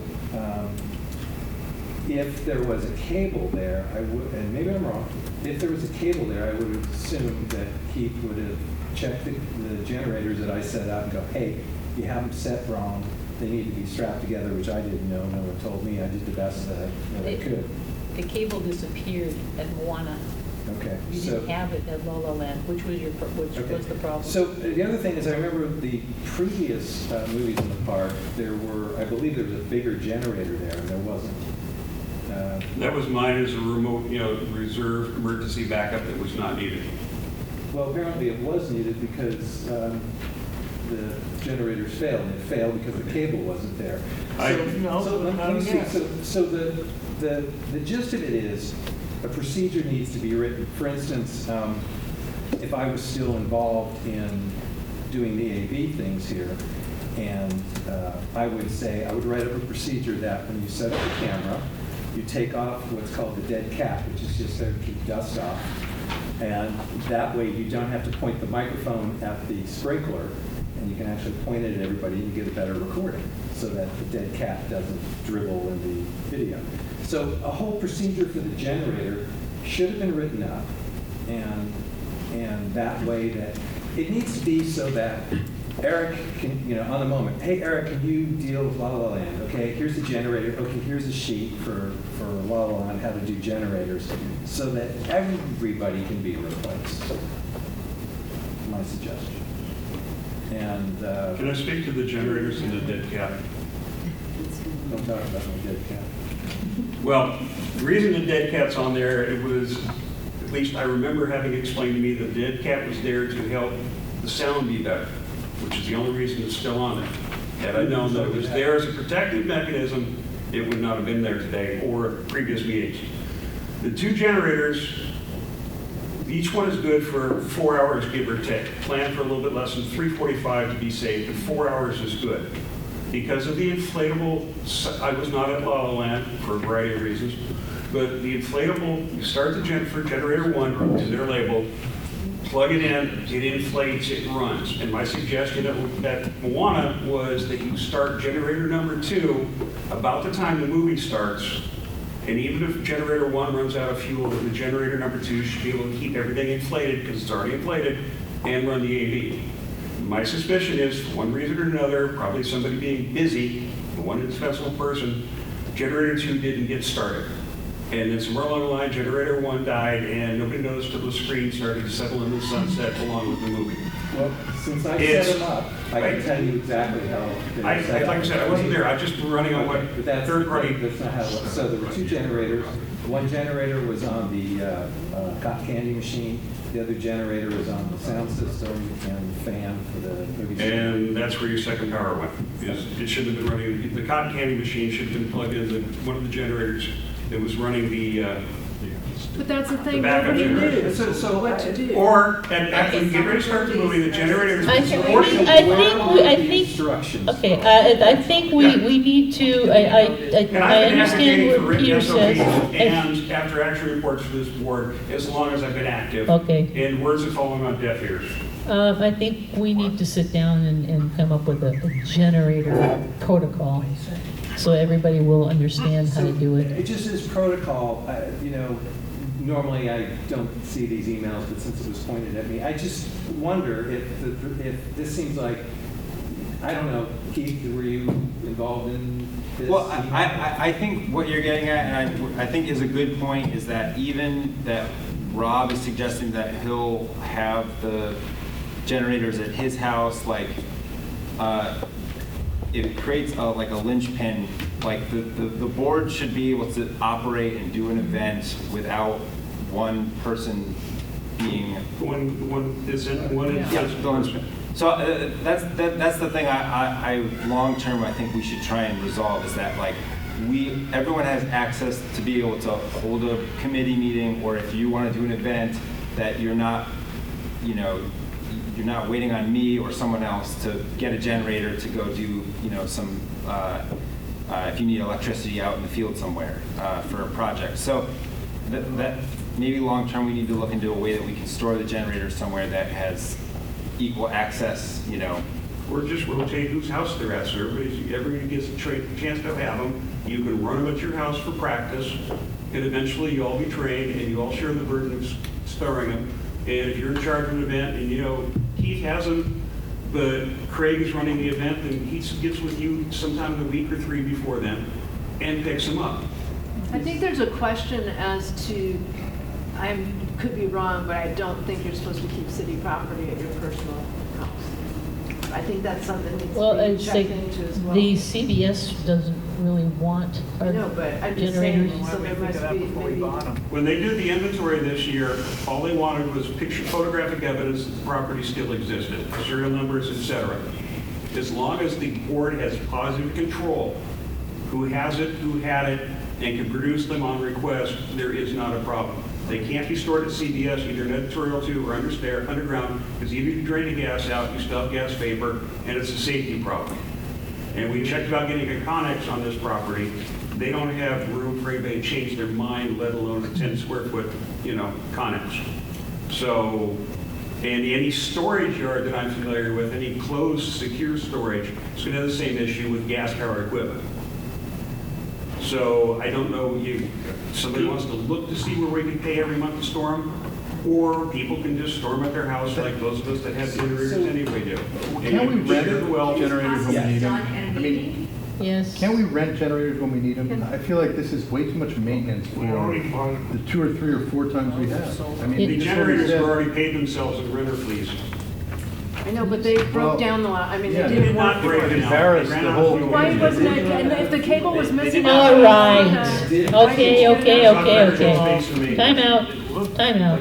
This is. Why is it always time out when other people speak? My point of the email is, it seemed rather, no disrespect, it seemed rather knee-jerk, and it seemed rather disrespectful to Keith, and because... Actually, it was disrespectful for everybody on the board. Well, it shouldn't be disrespectful to Keith, because there was no cable. And it is, you know, it's like the one indispensable person who was busy everywhere. You know, I can't hear all the voices, what? All right. You had one indispensable person who was running around keeping everything going, and one of the generators ran out of fuel. Is that his problem? No? It didn't run out of fuel. It did not run out of fuel. That was not the issue. It had to do with overpowering. But regardless, I think long-term, we do need to to have more people know how to run the generators, if we're going to have generators, and it has to be accessible by all members, and that needs to be the plan. We need to figure something out. All right. I think we can address that. Okay, and then one more thing. Everybody takes hours. I come here rarely now. I just think that in order to have more outreach, I mean, this feels threatening to me, because and part of it is I've been dealing with lawyers for weeks now, some major high-powered lawyers, and anyway, it's just like, you know, is somebody gonna be sued because they lost a $2 crate here? I mean, No, but it goes to, you know, it's like, where did it go? But it's accusatory and it's weird. yes. You have a Where did fiduciary it go? responsibility. It's accusatory and it's failed weird. it. Nobody Which one wants it to was, buy doesn't matter. cable. It should be. Well, that's the thing. Why would, you know, it's like, okay, Again, where are we going with this? where did it go? We It's don't like, know. okay, Nobody well, seems to know. we have to tell the city that we lost it or it was stolen. It doesn't matter if it's 5 cents to the city or if it's 500 cents. So we're going to have to replace it, and it's like, where did it go? That's, you know, it's like, did somebody walk off with it? Not here. Couldn't it have been left This on the is, lawn? I don't want to and upset you, somebody this is doesn't not an see it? interesting mystery. How big It's is over. it? It's been months of carrying on All about it. right, can It's very upsetting. the gentleman needs $250. Yes, Can let's we vote, vote yes. on $250 for the gentleman so he can? It says 150, so who's changing it to we're 250? doing, Well, we did, okay. you were. We have, in order to, Right. But that's not, you can't cover him for one thing and another. Okay, go ahead. Let's vote. Let's vote. It's weird. Okay. All right, we've got a motion to, and since the bill is gonna be around $200, we decided we better move it up to $250 in order to cover his payment to Facebook. So we've changed it to the Board of the Studio City Neighborhood Council approves the expenditure of not more than $250 on Facebook ads for SCNC luminaria. This motion needs a second, I'll second that. Oh, I'm sorry, you want to do it, Heidi? Okay. All right. It needs a roll call vote. Alex Isbicki. Aye. Andrew Sussman. Yes. Craig. Yes. Keith. Sure, yeah. Eric. Yeah. Heidi. Yeah. Lisa. Yes. Patrice. Yes. Richard Niederberg. Yeah. Rita Villa. Yes. And me. Okay. Thank you. Can I just ask that Lisa get to go since I was going to already say, I defer my time to Lisa. She has a life, I have to say.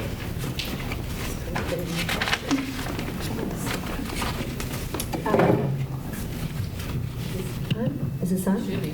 Thanks, everybody. So the P22 day, thank you, Denise, for going to represent the board on that Saturday at Tree People. They appreciated it. Second, thank you, the board, for funding the $100 for that Saturday's event. And third, on Sunday, I held on the fort for 8 hours, but we had over 200 families that stopped by our booth and did arts and craft for the P22 day over at the park. And basically it was basically like a Green Living Fair. So, you know, it felt the same, and I guess they're doing that for the second year. It'll be on next year. But here's a real quick report. We didn't meet.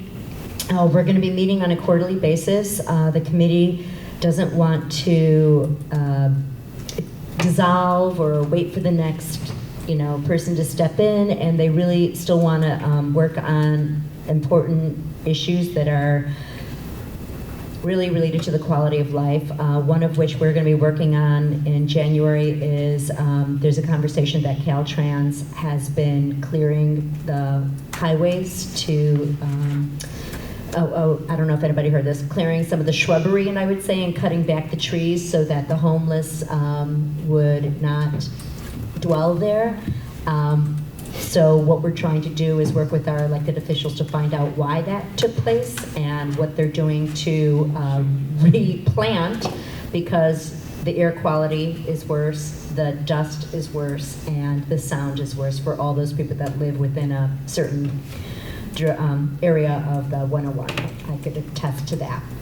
So we're going to be meeting January, April, July, and October, and we welcome you all to be there. And I thank you for your support this year, everybody. That's pretty much it. Thank you. Thank you. Okay. Any questions? Thank you. There was a Happy holidays, everybody. There was a SoCal Connected about mowers that was on last night, so you might want to Google it. That'd be great. It was all about lawnmowers. SoCal Connected? Yeah. Okay. On KCET. It's not the one with that you sent out today? It is the one I sent out. Oh, Lisa, I'll forward it to you. Oh, Eric sent it to us. It was very it was interesting. I listened to it. It was really good. That's great. Also, I know that I probably 2 or 3 times have communicated out to the secretary for those 4 motions that were passed in April, May. One of which has to do with the enforcement of the ban on gas-powered leaf blowers, and it would be really great to get that summary in the hands of our people that were put part of the motion. And if it can't be done through that secretary level, I'll be more than happy to work with somebody else that might have the authority to move those motions in the hands of those people that we want them to be in. By the way, I misspoke. It was blowers, not mowers. I knew what you were talking about, and I was all over that. Sorry. That's why I asked you if that was what you were talking about. And there's still a gas-powered lawnmower exchange going on 12 months out of the year, so feel free if you want to, as a homeowner, take advantage of that. South Coast Quality Air District. So will you, just on that last statement, can you circle back with me or let me know who is going to take that and Figure out how to get it done. that'll be great. That'll be great. And who's taking care of the treasurer role while that's way? The one indispensable person. Yeah, it depends on what part you want done. There was a gentleman from our Green Living Fair that wasn't paid, and it was moving down the ranks of $100 each month, and I just wanted to know if it was solidified, done, paid. That one I have to find out from Rob. Okay. That was last fiscal year, they can't pay it. So, great. Thank you. I'll follow up on 2 of those things. I just want to note that there were several sign-in sheets from the P22 fair, so not only did she interact with a lot of people, she got us some more addresses and contacts. And people from Studio City going to Griffith Park. Our borders are everywhere. Where is that sign-up sheet right now? They were dropped off the day of, because I dropped off a bunch of the stuff for the sign-up. So they're with you, Denise? Or They're on her desk. If it doesn't get to Keith or to me, it's not being inputted, so. Okay, in the great future, question. So, you should give it to one of We could just put it in the outreach or public safety mailbox. We'll put it in the mailbox this evening when I take everything back to the office. or in the future, take a photo of it and email it to the whole board, but chances are we'll input it. okay, yeah. Bring the hard copy in anyway. The hard copy in. Okay, great. So outreach or public safety will go into. Thanks, guys. Bye. Bye. All right. Are we foregoing, Can we table bylaws? I don't know. We didn't, Well, they didn't have you a just let her meeting. go ahead of him. Okay. He's busy. Move on. Hey, Did you want to go? do you want to tell us something? No, about I bylaws? wanted to make you wait a little longer. I was asking a committee question. I will know it later tomorrow. I've got about a 20-minute presentation. No. Do I hear You 18? need a slide? I'm bigger than all of you put together and metered anyway. Actually, I was going to have something fairly substantive to you this evening, but I've been deathly ill the last couple of weeks. You can ask Denise the gory details. Trust me, you don't want them. And I have, once again, been somewhat remiss in dealing with the more extraneous portions of my life. I had somebody who's working on revisiting and moving significant portions of the bylaws to the operating procedures as we told you we would be looking at. And as soon as I have something, we will have a committee meeting. It won't be hard to get a quorum. And quite probably we will decide to simply forward a copy to each of you on the board for your review as soon as possible. Substantive, specific comments, objections, suggestions, etc., coherent, to the point, etc., so that we have you're more informed. So when it comes before you as a motion, it is harder to say I'm confused, or I'm not sure what's going on here, or why are we doing this? Because it's called educating the voters, and I look at you at this point in time as my voters. So I have to explain to you what we're doing and why it's for your best benefit, and then hope to God you make a rational decision. So with that, on to the next event. Or should I stay here and give my public comment? Mr. Niederberg. Yeah, okay, you heard a bit about preliminary already. It's still on schedule. We need everybody there to set up on the 2nd. On the 3rd, it's actually good to go. Well, we have a couple of added stuff that I was not told about originally, is they want somebody to deal with parking. In other words, those little bookmarks, basically, that's their parking pass. It goes on their Dashboard. the dashboard, and they park in the lot, the northernmost lot that looks kind of like a shoe. Okay, so we gotta make sure that people park there if they want a freebie. The other issue is, unfortunately, Rita can't be there, so we need somebody, a very important, responsible person, on the side gate toward the metro station. Dragging people in. Yeah, it is a very important gate. Bilingual. Yes. Bilingual person. Richard Welsh is pretty bilingual. I mean, Rita can tell you all about the job, but it's, it's very important. Yeah. He's pretty active Spanish. He speaks Well, we'll figure it out. You'll figure it out? We'll, Okay. Anyway, we have access to the Campo 12 to 4 on Saturday, because that's when they have to be open anyway. But on Sunday, all we have is from 1 to 8, which basically our event is 3 to 7. So we need people to help set up basically and greet people and smile and maybe move a few chairs. And the idea is to make sure it still happens. Also meet your constituents, people that voted for you, say hello to them, and also pass out as many of those as you want. You know, it's only 155 spaces, but we rarely have that many people in the metro lot. And so we need to have some sort of flyer, and because Duke at the Capitol insisted, there's some sort of flyer. On the flyer, we add the words free parking if you with pass in the northernmost lot. So the other side of the driveway. So other than that, it's going okay. Today, Barry and myself went and got food and stuff like that, and had to make a lot of stops. It's like 7 stops, but we would have like 4 reasons, because what happens is the smart finals, the power went, the electrical system for their computer went out, all the ones in this area. So they had to go again, basically, and finally, they wouldn't take the city's credit card, so I had to lay out the money.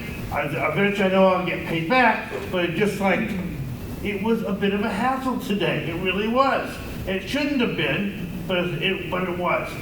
But fortunately, we're on budget, maybe a little under, doing okay. And the only piece that has to be gotten so far is the wood, the very nice piece of plywood that the Flamenco dancer dances on. It's going to really be great.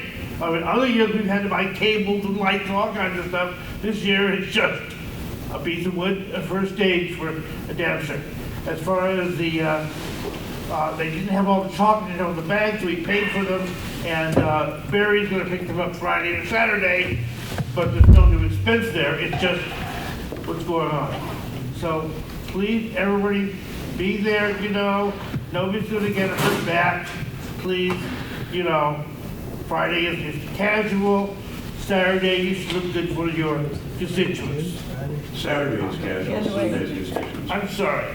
Saturday is casual, Sunday is constituents, and you're going to have all the kind of cookies and hot chocolate and mulled cider as you normally have.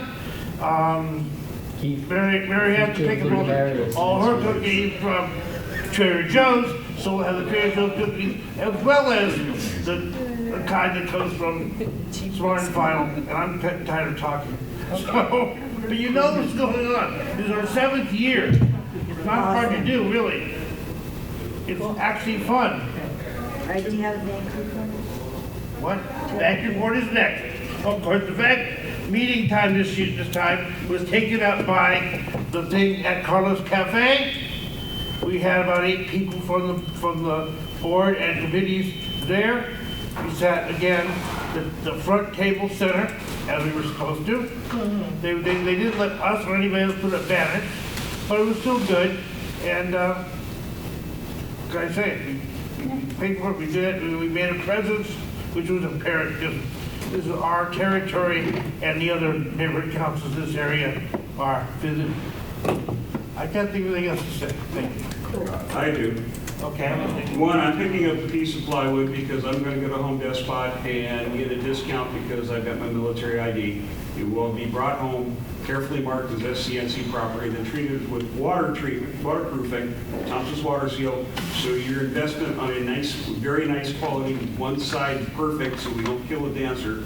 3/4 inch plywood will be a multi-year investment, and it should fit in the underground storage, not somebody's garage.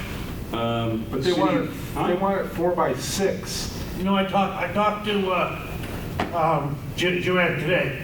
Had to be at least 3 by 6, but 4 by 8 is fine. 4 by 8 is standard plywood. You know that, Andrew. I know, but they were saying they wanted it cut. Originally, I know the size of plywood. The minimum size is 3 by 6. But Joanne told me tonight, she was here. We had an hour debate on that. I run my committee meetings a lot tighter, but okay, I will verify 3x6 is 4x8, because otherwise I'll have to get it cut. So it's a square cut at Home Depot. But anyway, I'm picking it up because I got a pickup truck. And If you need a cut, I'll cut it for you. do you have there a whiz bang I'll cut it. chainsaw or skill saw? Well, you have all your fingers, so it's not a skill saw. Anyway, the other thing I would point out, having been at the very first luminary and having talked to survivors as one since then, is that especially the bags in lighting, those of you that are either fairly young or low to the ground or both, need to be there on Saturday so that normal-sized people who've done massive wear and tear on our knees and backs and stuff aren't crippled on Sunday. So by all means, please show up for that. And we're supposed to get 10 people from Howard Westlake. Nice. Now there's no longer dispute this, no problem. And so Stacy, who's there, who's in charge of them there, says that they will arrive. Hey, can't we get Duke to take care of the parking issues? All right, enough. Enough. There's no land use. There's no land use, so it's just. Very fast. The Public Safety Committee is making strong headway in drafting a proposal based on recommendations from the Police Commission representative, Jennifer Vasquez, who attended the last public safety meeting, gave great tips. And we're building a snowball here. We've now brought in CPAP to work with us. We had a meeting today, committee members, with Captain Graham at the North Hollywood Police Department. We are not ignoring Van Nuys Police Department, but we are picking up some steam in the next month or two to draft a proposal with the goal of attaining more police officer reinforcements in the valley. We do believe this is possible, and I am hopeful. Let's see where this leads. That would be amazing. Yeah. It would be a miracle. Happy Your lips to God's ears. We'll see. Let's see how this progresses. As long as we're I'm looking feeling at the confident valley, about it. and we recognize that Studio City is, covered by more than one station. And do you want me to just talk with you offline about the most recent events at Park Motel? I mean, they're selling drugs in the middle of the day. It's pretty awesome. I move to adjourn. Yeah, I second it. I third. What if the president has closing comments? That was it. Move to adjourn.